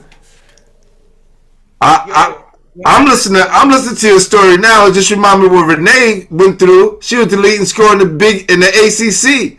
Still didn't get drafted. And made second team All ACC. Go figure. Right. Like I don't did your teammate who got drafted last, did she go to that workout? Yes. And that's what really put the nail in the coffin for me. And I was just like, after that class, Blair, I went to my room and cried my mind off. I was like, oh my God. I was like, I should have went to that damn camp, yo. Like, why did I go to the camp? Like, I was so pissed. I was like, I should have took advantage of that opportunity. So, student athletes, go stamp and solidify your opportunities.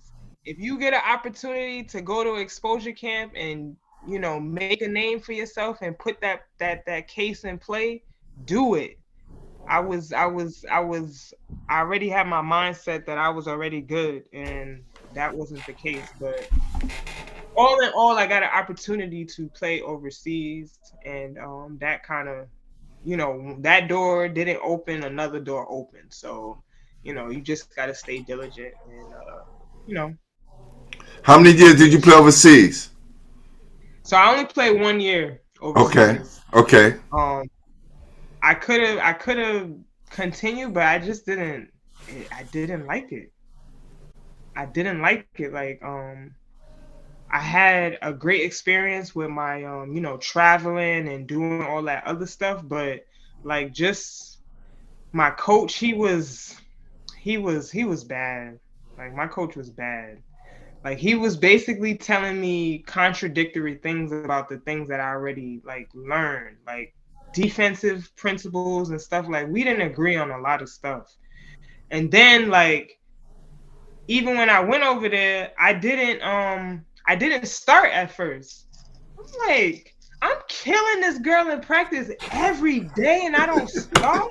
Like, what are y'all doing? Like he was playing mind games with me and I didn't like that, you know, like I didn't appreciate that. And then another thing, I came in overweight. So I had to lose weight, and that was crazy. Like, you gotta be extremely disciplined when you become a professional athlete. Like, I was overweight, and they tried to play me, but I was still busting the girls, you know, in practice, and I didn't start. So you got to go through a lot of stuff. I was home. I was away from home. Like, I'm a very much family oriented person, you know, and I was away from home for 9 months out of the year. I didn't like that. The language barrier was something that I had to deal with in the beginning. I don't know French. I was in Belgium. I don't know French. I don't know how to get around. Like, I had to learn some stuff. And then I had to learn how to drive a stick shift car. They didn't have no automatics. That's right. And then you got to learn to drive on the other side of the road.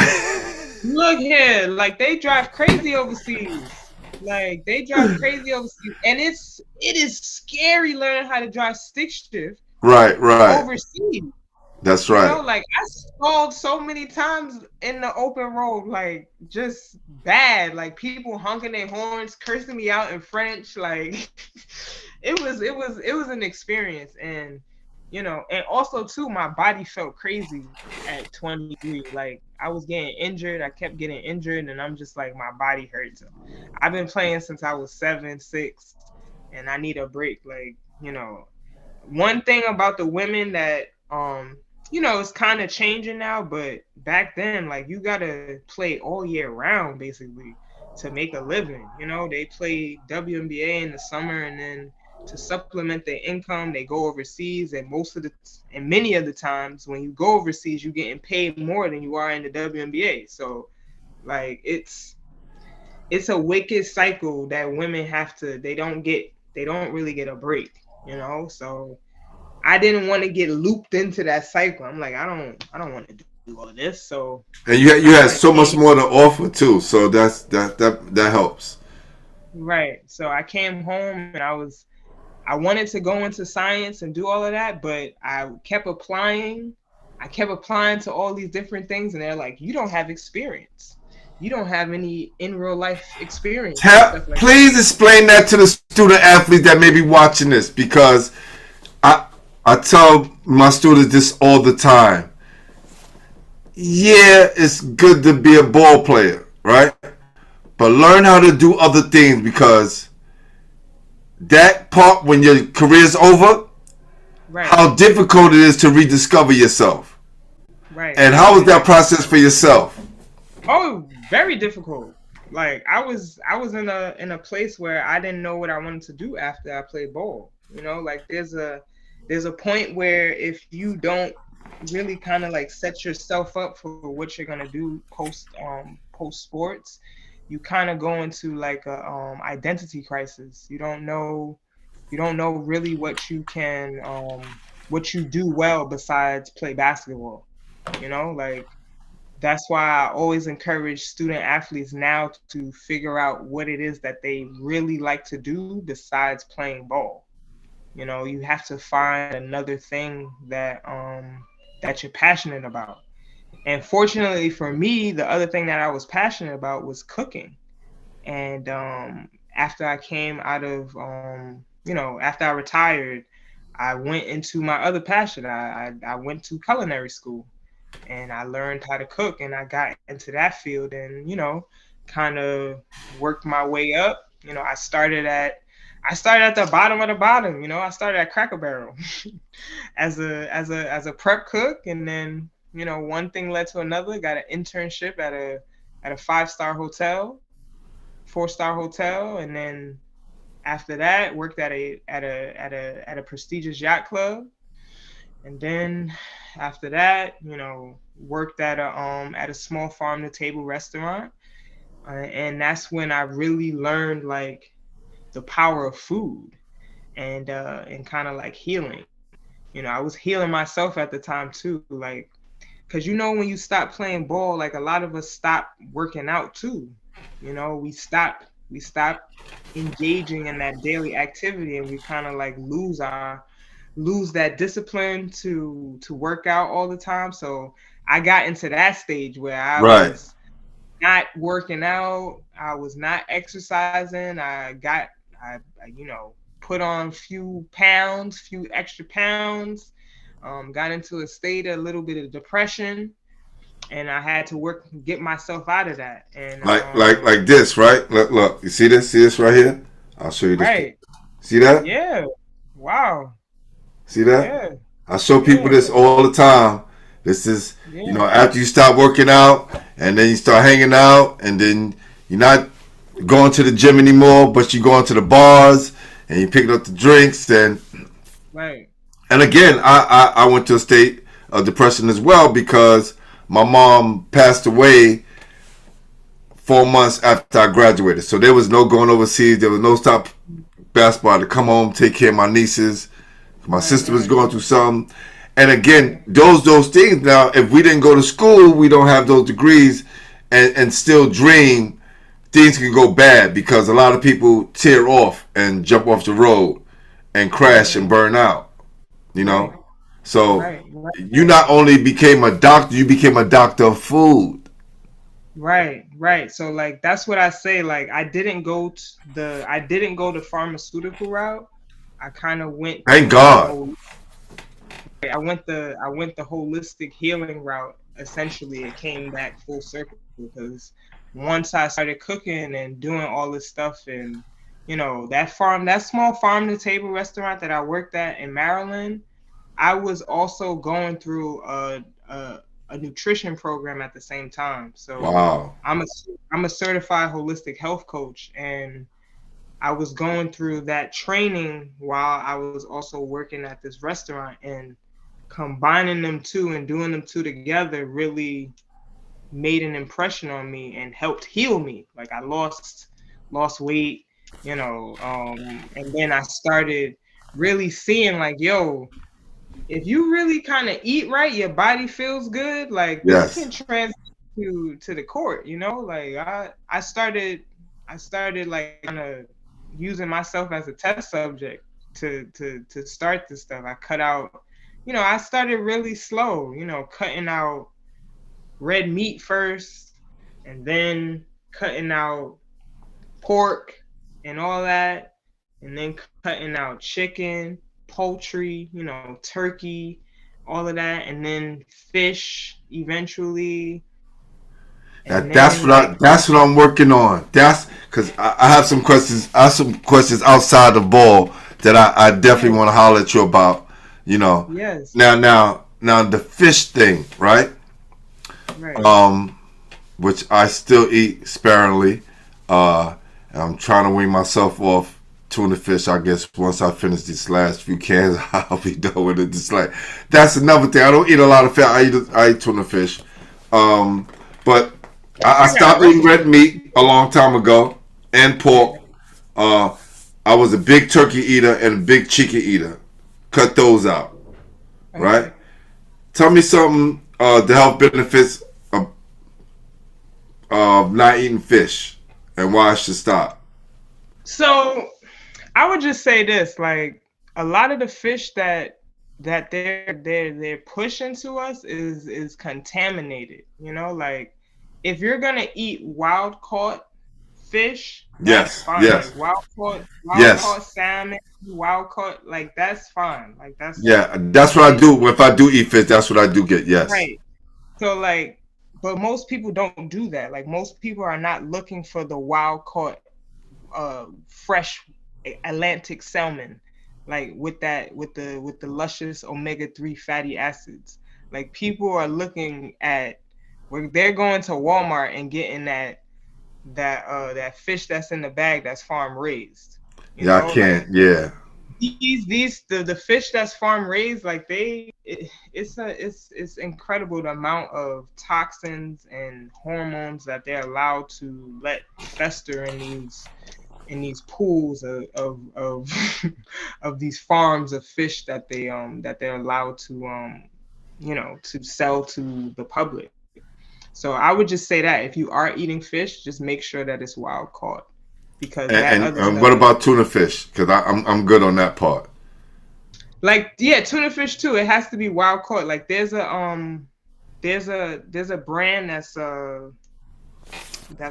escaping my mind right now. But Please, if you find out or you remember, just DM me, because that's something that I love to eat. But there's also too, like, you like tuna fish? Yo, I could whip up a mean chickpea tuna. Like, it tastes exactly, yes. It tastes Chickpea tuna?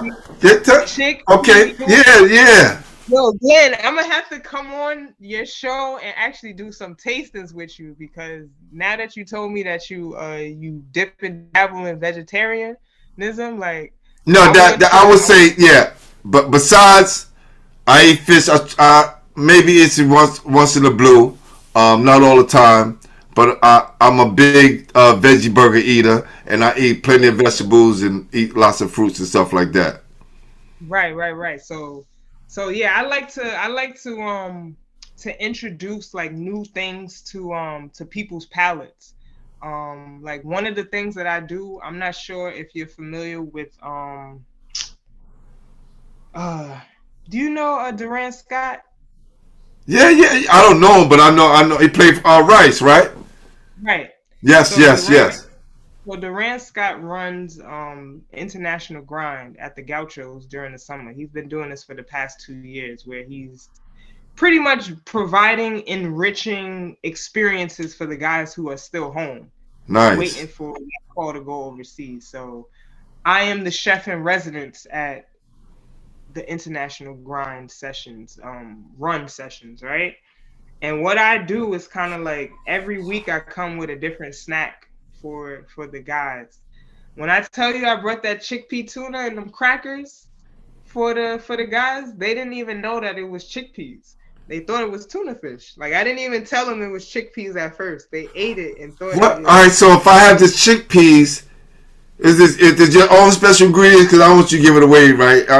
It's a seasoning. Everyone says that. Everyone says, look, if you want to make a nice veggie burger, it's really the seasoning. Because I started off, right, I got tricked because I was eating like the Beyond Meat, and then I had the Impossible Burger. Then I found out Bill Gates had something to do with it, and I got off that. I was like, no, I'm not doing that. He's a part of. So I just got off that, and then I was buying these other.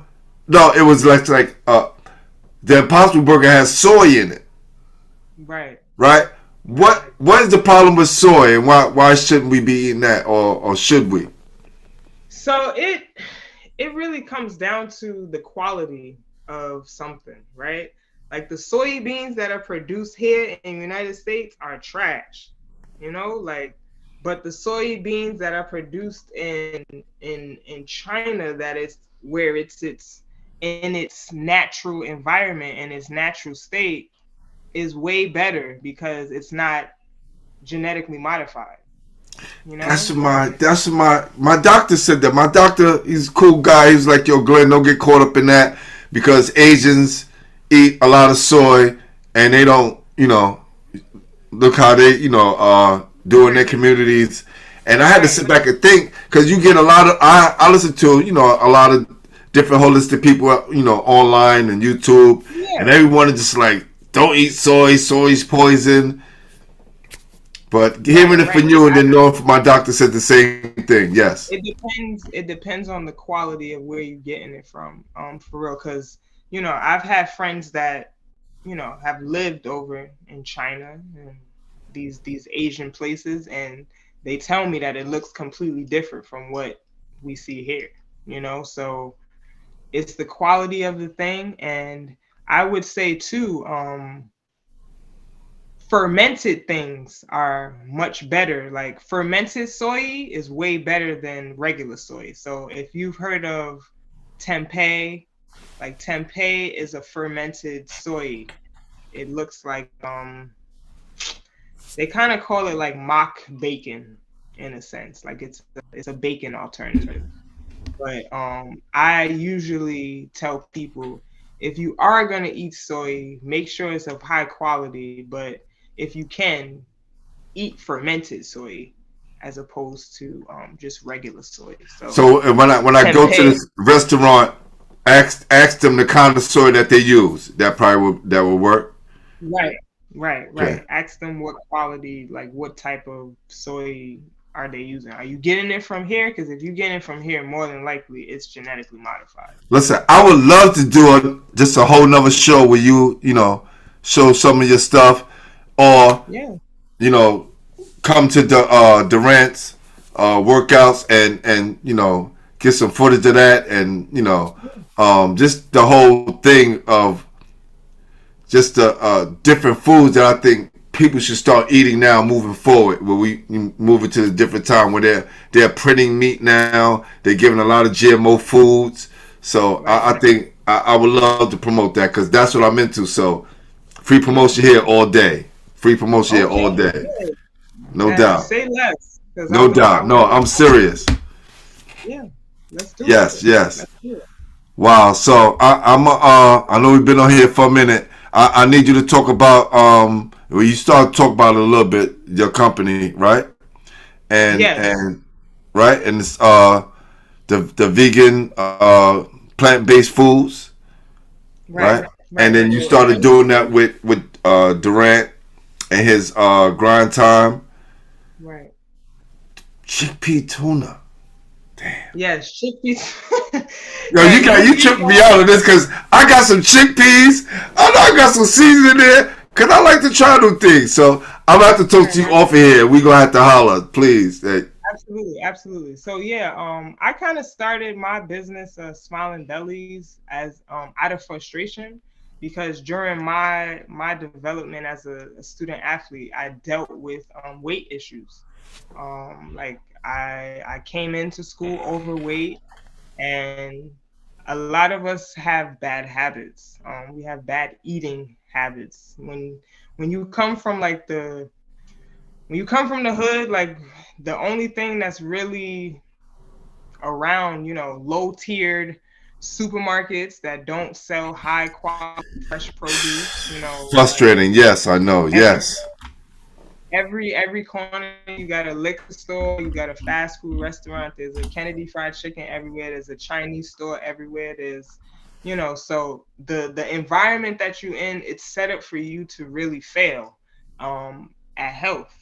So I realized this when I was at school, right? I had a profound experience, because I had surgery in school while I was at Rutgers. So I tore my meniscus twice at school on both legs. Wow. The first time I tore it was on my I believe it was my left leg. My left leg was the first one I tore it on. Hold on. Yeah, my left one was the first one.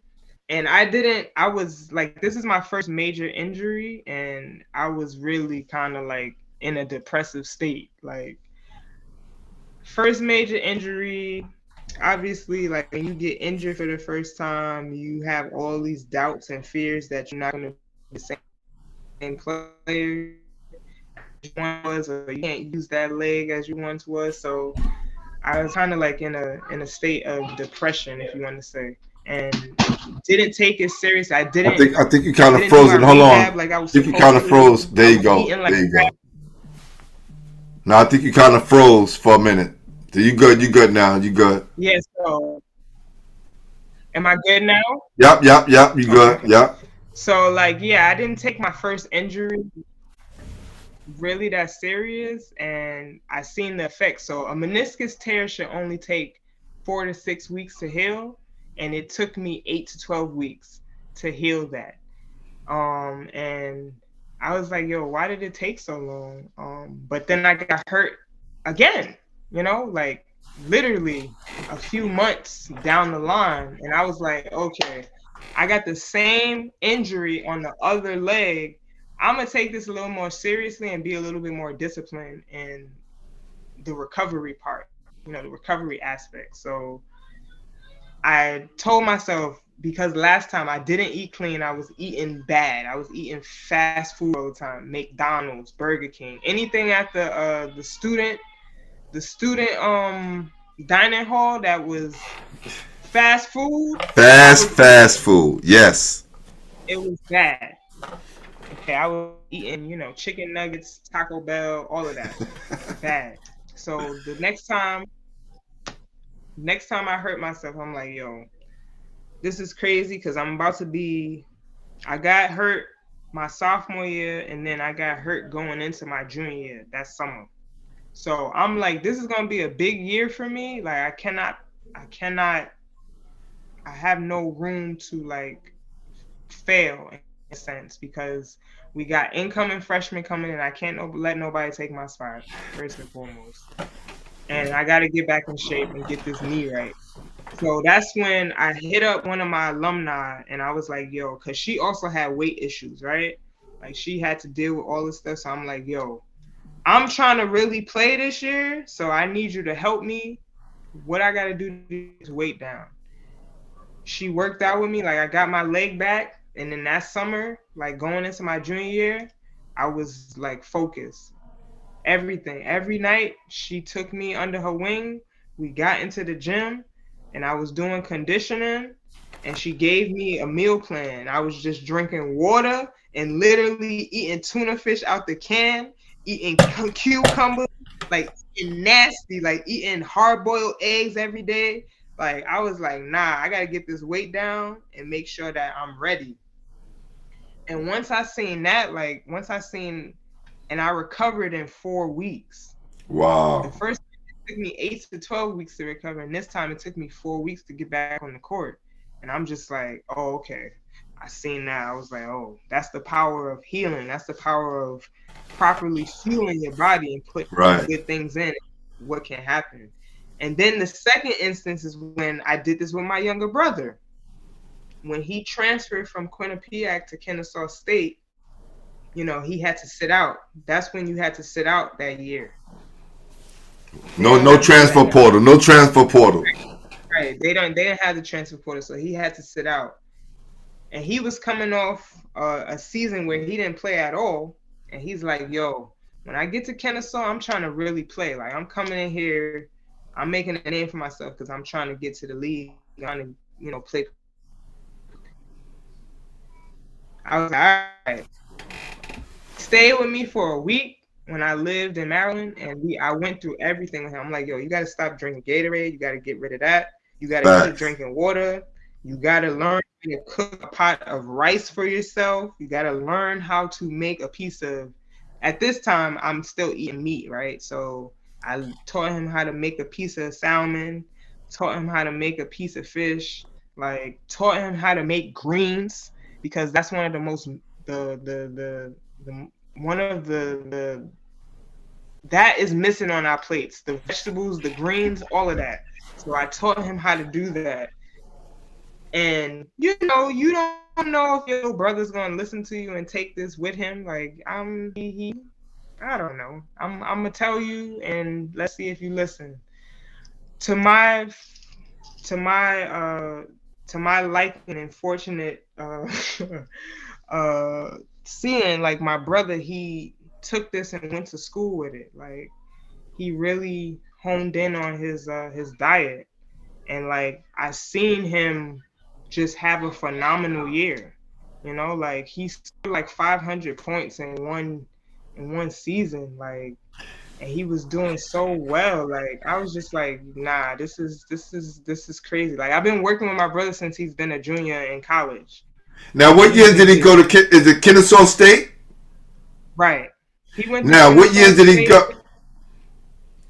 Because listen, my former teammate was the assistant coach down there, Carlton Silk Owens, who played for Rhode Island, and he always hit me up after he finished working out, and he be having these Kennesaw State, right? College. It's Kennesaw State University. Look, because what they call is green and hold up. He played for when Al Skinner was there. You remember when Al Skinner was yes, there? So I'm telling you, my guy called Silk Owens from Rhode Island. Yeah. Probably was the assistant coach down there because I'm looking at this shirt. I'm going with I see the name so much because he always wearing the shirts. So when you was like this, I was like, yeah, I'm familiar with that. Wow. Yeah, So my now, brother played. a question. Eggs. Do you still eat eggs? No, Why? because I don't need them.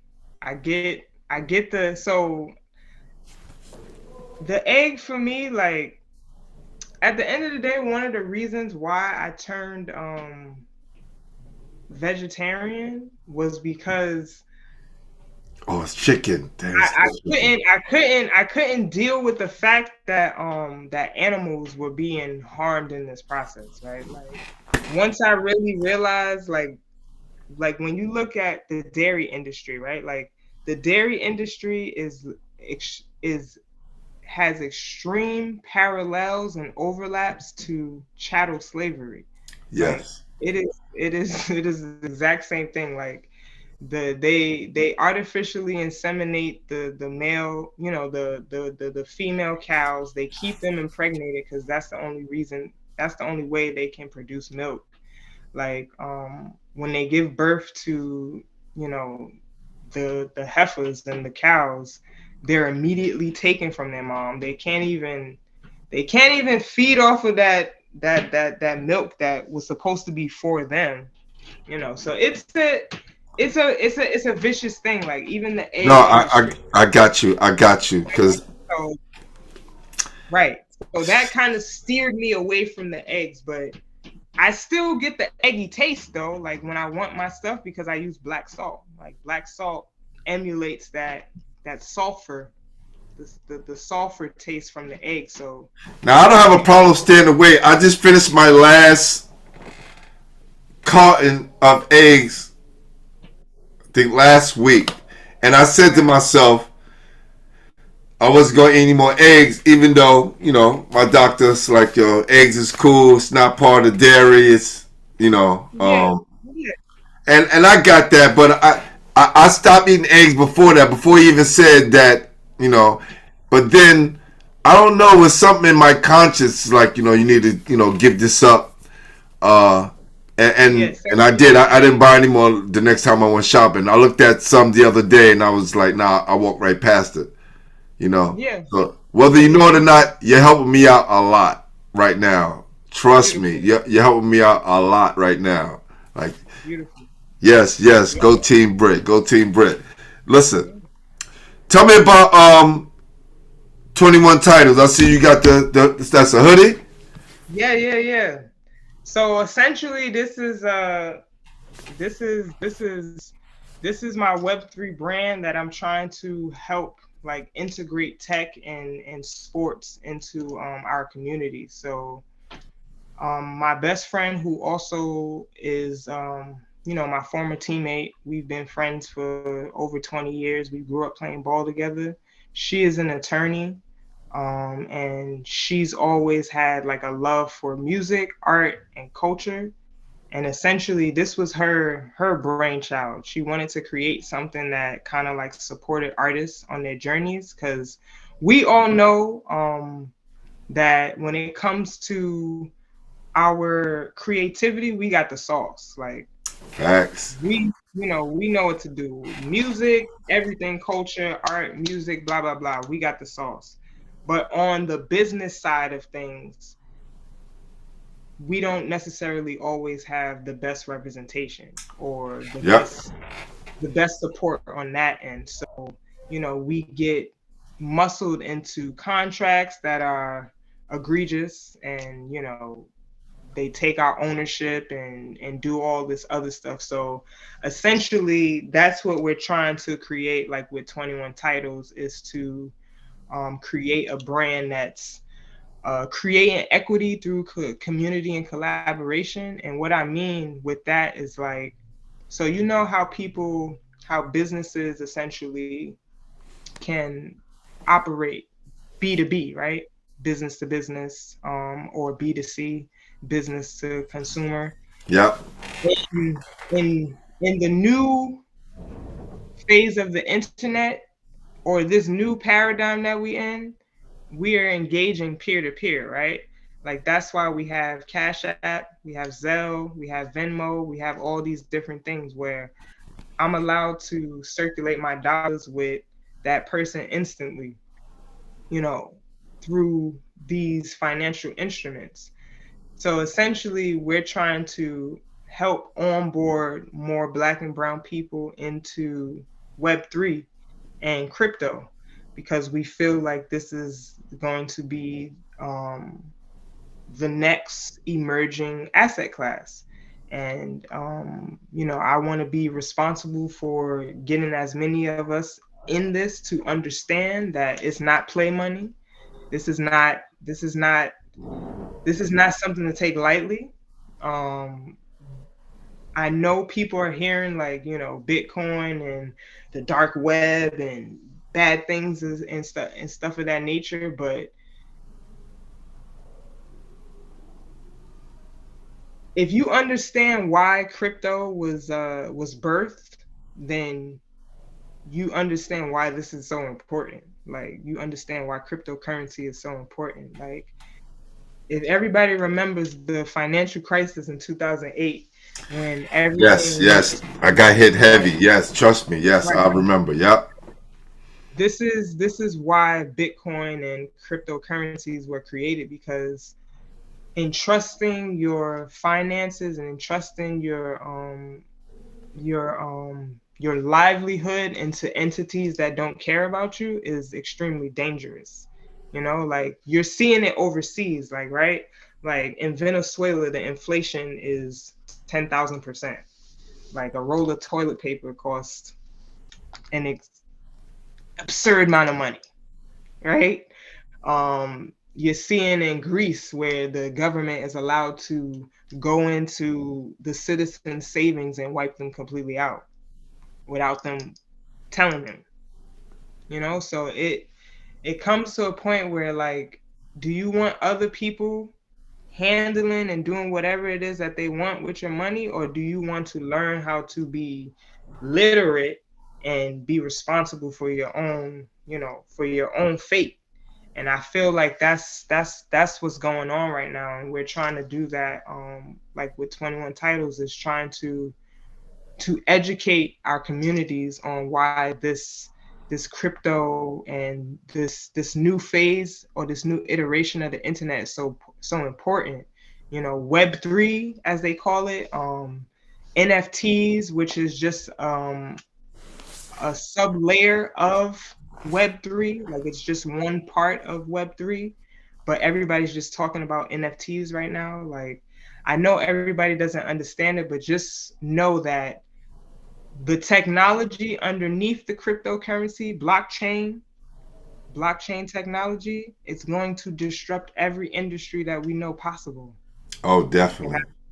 I truly feel that way, because I've been in it for the past year and a half, and I've been allotted the opportunity to talk to founders of companies, developers who are developing this technology, back end developers, front end developers, and we need more Black people in this space, because a lot of the people who are dictating the terminology and the verbiage, the colloquialisms that we're hearing, are cisgender white men, Yep. you know. And I feel like it's my responsibility, now that I've been in this, to offer up a perspective that's not one of fear, because that's essentially what's going on right now. Like, everybody's hearing about NFTs and, Bored Ape Yacht Clubs and all this stuff. This is play money and this doesn't really exist, but this stuff is really powerful. The ability of you not having to go through a third party or central authority to control your money is revolutionary. I don't have to go through a bank, you know, to circulate my dollars. Like, people are doing this on their phones, like, it's really incredible. So we actually just got a partnership to do to set up shop at the Uptown Challenge in Harlem this summer. So we are gonna be there from the tournament runs from June 11th to August 14th, and I think that's 8 weeks throughout the summer. So we're trying to be there at least 6 out of those 8 weeks to essentially just have like an information station, and also do what I've been doing with Duran. So I'm going to be setting up like a recovery Hit station. me up, let me know, let me come cover it. Yeah. I definitely want to be there in full effect. Absolutely. I was educated when I interviewed Ricky Sobers last year. You know, former NBA player. He's retired now. He's from the Bronx. Played with the Phoenix Suns and all that. So he was just giving me some information, and I think he's associated with World Crypto. And I told a funny story. The early 2000s, I think it's around when 50 album came out, 2003. Like LeBron came out. I remember going to the bank and seeing Bitcoin. It was like transfer, and I laughed it off. I was just like, "This is pennies." Like, not knowing I could have bought, just took $1,000 worth. It was only pennies then, right? And I waved it off. So coming back now, years later, when he introduced me to the World Crypto, I looked into it and definitely got down there, and definitely want to get more information about 21 titles and see, you know, how we can help each other. My old group member, I was in a rap group at one time, actually. When I stopped playing basketball, and I stopped playing early, like about 28, 29, like, you know, like fully, like I used to go, you know, after school, after college, I would play like a West Fourth, Rutgers, and different tournaments. But after a while, I just stopped and was just focusing on music. My producer is Easy Mo B, and like I have like a catalog of music no one has ever heard. Like I done perform with Big Daddy Kane, I rap with Jay-Z, I done rap with the Roots while the Roots was playing it, you know. Yeah, and the radio station, I did a lot of stuff in the music field. Yeah. And if you go listen to my show and you listen to the intro music, that's me, a song that I did over 15 years ago, just to see if I still had it. And people always ask, like, what's that? And I go, that's the song I did a long time ago, and it's still relevant. And it's a basketball song. But with saying that, and I know my guy Bullhead is on here, I definitely want the world to hear it one day, because it's definitely quality music, especially by one of the top 10 producers in hip-hop history. And no one has ever heard it. Got this show. I got this amazing artwork. Look, right? This right here is Darnell Walker. And this is done by my guy, artist extraordinaire, Jamel Powell. This is Black Jack Ryan, who also been on the show. You know about Black Jack. So just got a lot of things in the art space, and you know, art space is having a renaissance right now, and I'm amidst the crypto digital art kind of space right now. Like I'm part of the team. I'm part of a few teams here. Like now, I'm part of a few professional teams, but you know, I'm trying to build my own brand and kind of like working at the intersection of sports and music and culture. And then I'm the partnerships manager at this Black-owned NFT studio and network that's based out of Atlanta. Okay. So I could definitely plug you with somebody, because one of my good friends is like one of the top. I call him the new Basquiat, right? His name Voodoo Faye. He has a art gallery. I think it's 572 Myrtle Avenue, and his stuff has been featured all over the place. It's on Breakfast Club, He did a portrait of the whole Obama family personally. They hired him to do it, and a whole bunch of other people, DMC, Chuck D, you name them. And he was the first guy to actually put me in the studio. This is before Easy Mo B. This is how I kind of convinced everybody to get down, because my guy Voodoo put me in the studio, and still tight to this day. He the actual guy who created this logo for me. Fire. You know, Fire. so yeah. So, but he's like, he's in the whole NFT space. So I definitely want to plug you guys, because I know. I would love that. Yeah, he's big. I even did a NFT that's connected to my book. You know. Yeah. Plug your book. Yeah. So this book is like my offering to the next generation of student athletes. Everything that I kind of learned on my journey. This is an experience-based manual, and I kind of broke it down into 3 different sections because I feel like it's important to highlight each section, right? Like that's why it's called Books, Ball, and Beyond. So groundwork just basically means like, what is your foundation? Like where did you start? And for me, these were the foundation of my success, the books and the ball, and then that propelled me to beyond. So like the book is broken down, like I said, into 3 different seasons. The first season is books, and that talks about the role academics and education plays in the student life.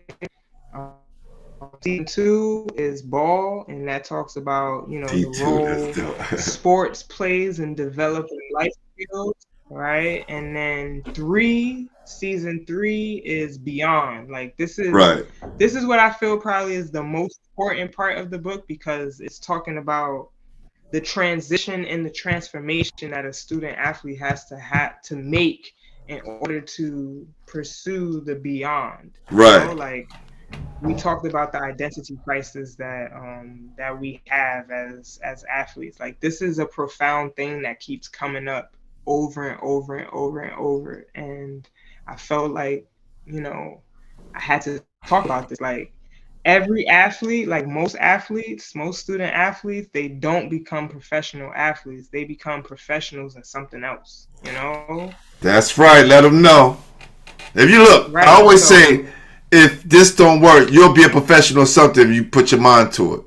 Right. So I felt like that had to be acknowledged. That's something that I wanted to acknowledge. Like we hear all about the athletes, but what about the student athletes that are professionals in the real world, you know, like, or are entrepreneurs, you know, or are building their own businesses. So that's essentially what I highlighted. And I got Mati Ajavon to write a piece in here. I got Essence Carson to write a piece. I got my older brother to contribute to the book as well. So this book is for any student athlete and parent of the student athlete who's really serious about, you know, pursuing that lifestyle, the Division I or Division II, Division III, like the student athlete lifestyle. This is your manual right here.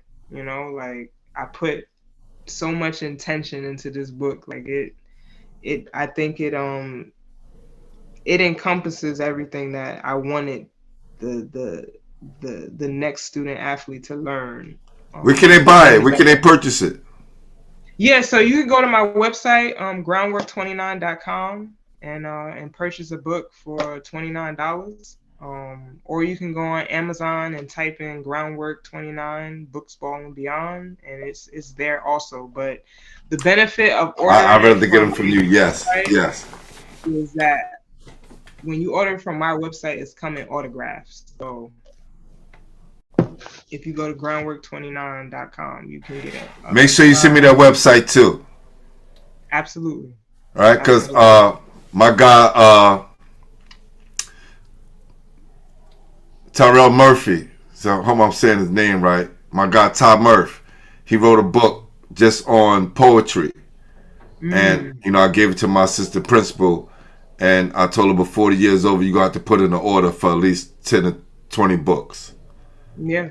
Right? Yeah. So I'm going to buy your book. I'm going to buy it. I'm going to purchase your book.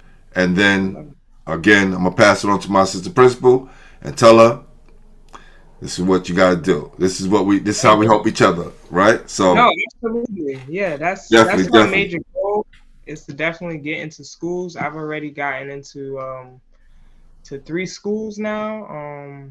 So my former assistant coach, she's now the head coach at the University of Illinois in Chicago. So she purchased a bulk order for her team. I got the Middletown High School to purchase a bulk order for their student athletes. And now I'm working to get it into another school up in Sullivan County. So I'm trying to get this in the schools as much as possible. Nah, let's promote it. Let's make it happen. And it's Tamel Murphy. Excuse me, my man Tamel Murphy. Yes. Tamel Murphy. Okay. Tamel Murphy. He did a book of poetry. Beautiful. Yeah, Beautiful. Yeah. So, we need more authors. We need more people telling their stories, because at the end of the day, we learn that most of us have similar stories, like we've gone through similar experiences and kind of experienced the same thing. So it's always great to hear other people's stories, If you don't, somebody will write it for you, and they're usually gonna get it wrong. Right. You know how the history of that go. Right. So before we wrap this up, if you was checking out the show yesterday, you know we gotta get to our top five. All right. This could be one of the hardest part of the show because you breathe through all the questions real smooth, and got to talk about your brands and what you're doing. Make sure you send me a copy of the website, all right, so I can get that and promote that to everybody and put that on my page so everybody can get that book. So now we want to talk about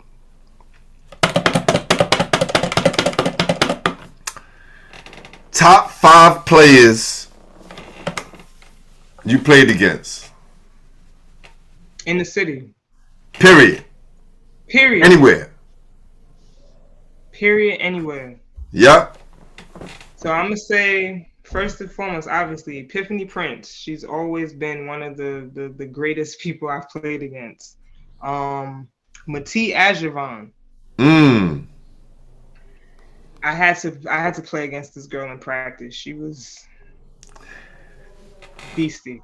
Okay, beastie. Emma Messerman.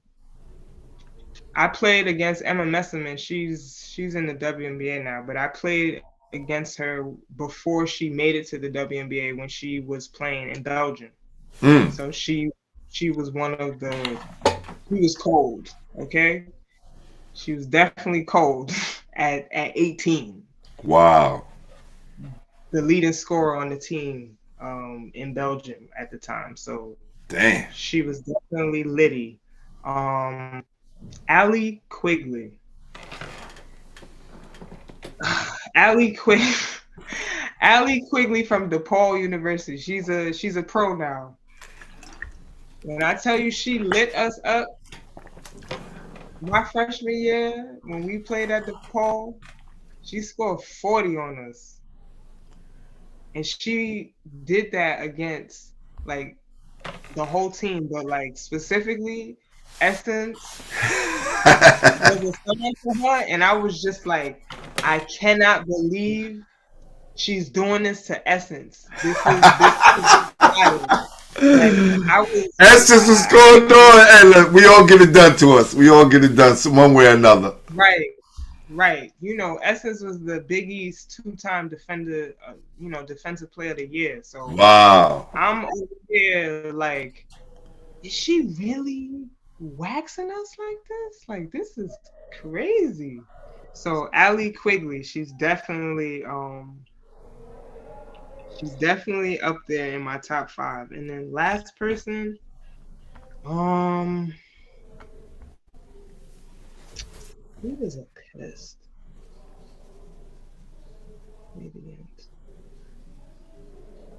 I'm gonna have to say, you remember Melanie Murphy? I'm gonna say Melanie Murphy. She went to what school did she go to in the city? But she wound up going to Stanford. But Melanie Murphy, I had some battles against Melanie Murphy. Mm. So, but I'll also tell you some people that I definitely looked up to, growing up playing basketball. Mercedes Dukes, who went to Scanlon. Mercedes Dukes and Monique Coca at Scanlon, crazy. Okay, like I watched them play growing up. That 1-2 combo right there, Right. crazy. Mercedes Dukes and Monique Coca, wild. Crystal Bellinger. Yeah. Crystal Bellinger. Did you just name more than 5 just now? No, I didn't. I named 5, but these are the 5 that I grew up like really like watching and kind of like emulating. Okay. Crystal, who was another one? There was a girl on Kips Bay. Her name was Jade Piaz. She was nice. Like she was short like Renee and had handle. Are you breaking the rules right now? The top 5, name it like about 10 people. I already named 5. Look. I know. So we there you go. Name the 5 again. Go ahead. Your top 5 you played against. Epiphany Prince. Yes. Matee Ajavon. Yes. Emma Messerman from Belgium. Allie Quigley. And Melanie Murphy. Got you. All right. Now, top 5 players you played with. Top 5 I played with. I mean, Jesus. I'm gonna put Epiphany back on that list.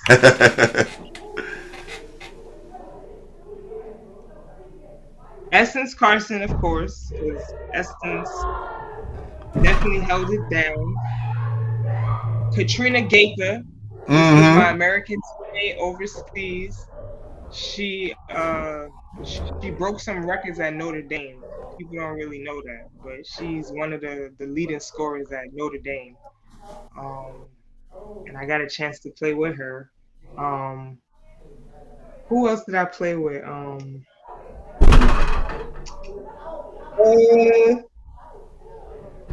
Now I'm gonna have to go with Matee again because Matee was the ultimate teammate. I'm gonna be honest. Okay. Matee got it done, and I'll also say Maya McCurdy. She's the assistant coach at University of Cincinnati right now. Makes sense. All right. Top 5 female ballers in New York City history.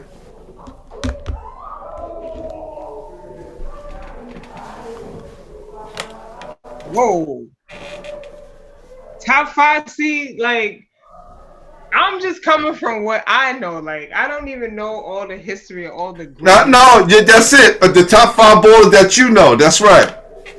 The top 5 ballers. Well, I'm gonna have to put myself in that top 5. You can't put yourself in there. That's the only rule.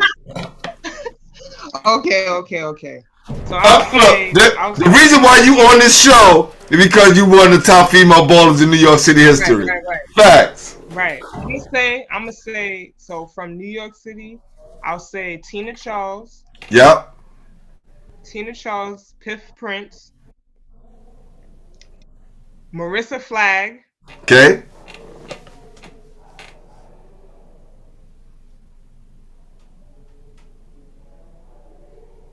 I'm gonna have to say Crystal Bellinger because Crystal was nasty. Beast mode. And who's another one? Yeah, I mean, that's who I got right now. I'm gonna say Piff, Tina Charles, Marissa Flagg, and Crystal Bellinger. Okay. Makes sense. Makes sense. Makes sense. So, before we get out of here, last one, and then you can go. I know your family waiting on you. We've been on here 2 hours and a half. Yeah, right. Yeah. All right. Last one. If you could change anything, what would you change? Just in general? Just in general, like your basketball journey. If I could change anything, I would probably see if I would have played a little bit more overseas and not got so caught up in my coach's whack, and he's not receiving this information, and me not being so headstrong. I think that's one of the things I would have changed. I would have probably played a little bit longer and traveled a little bit more. That's real. That's real. Can respect that. Can respect that. Yep. Who's this? Mr. Dumpson got an interview. Greg, PlayStation John, and Mike Mac. Greg PlayStation. Yeah. Yeah. I grew up. Oh, you know, one person I didn't put on that list, Charlene Harper. She was another shooter like me. I hated playing against her too because she would hit them shots. So I would put one of the she's the fifth on that list of the top 5 greatest that I've played against in New York City. Well, listen, Laura Milley, New York City legend. She was the first female to win, Miss Basketball New York State. She the one who nominated you. And I tell everybody who come on the show, once you come on the show, you get to nominate how many people you want. And that's how it goes. Because this New York City Basketball Network, this Basketballhead Network, or Basketballhead Show is our platform. This is for all of us. This is for all of us to come on here and tell our stories. So whoever you decide and you hit up and you let know, listen, they need to be on the show, we're going to make it happen. Okay. All right? Listen, I want to thank you for coming on the show, sharing your story, helping me out, for sure. Not even just about the show, just about eating right and staying healthy. I'm definitely going to be hitting you up for some recipes. I need your website. I need to taste that chickpea tuna. I need to do that. I need that in my life. That's right. I need that in my life. And I definitely want to find out more about the W3 21 titles as well, and see how can we put some things together, and make some things happen. Absolutely. For everybody who's watching, thank you so much. Glenn, as you know, I'm so grateful that you gave me this opportunity to come on here and speak. If you guys want to follow me, you can follow me on my personal page, which is Wellness Brit. That's 3 S's, 2 T's. My business page is Smiling Bellies, HC on IG, and Smiling Bellies on Twitter. Also 21 titles on every platform, IG, Twitter. I'm on LinkedIn. I'm on everything. Facebook. Y'all can find me. I'm here. I'm outside. I'm going to be outside in Harlem this summer at the Uptown Challenge with Mr. Couch, teaching and educating people about Web3, educating people about nutrition, healthy eating, all in the park. So come through, from just hit me up wherever you at. Just hit me up. Right. Be like, yo, G, this is what I'm doing. You free, come up, and I'm gonna make some time to make it happen. Okay, absolutely. For sure. I appreciate that. And tell everybody your website one more time. Your website so they can buy the book. Yeah, so Groundwork 29, the same that you see on this page, groundwork29.com. Or you could go on Amazon and get it. We want the autographed copy, so go to our website so we can drop some traffic there. All right? Yeah, get the autographed copy. Thank you so much. All right, Queen. Appreciate you. Thank you. Thank you. And thank you for everything that you did for New York City and representing us in the right way. Your whole family. Absolutely. Tell your brothers they welcome too, but let's get the females on here as well. Okay. All right. Absolutely. All right. Thank you. Take care. Yes. Man. Listen, Mr. Dumpson, I would love to have Grand PlayStation John up here, Mike, Magician Wilson, definitely Eugene Gino Lawrence, who went to Lincoln. We gotta support our rail splinters all day. Russell Robinson from Rice. This is our platform. This is what we do. All right.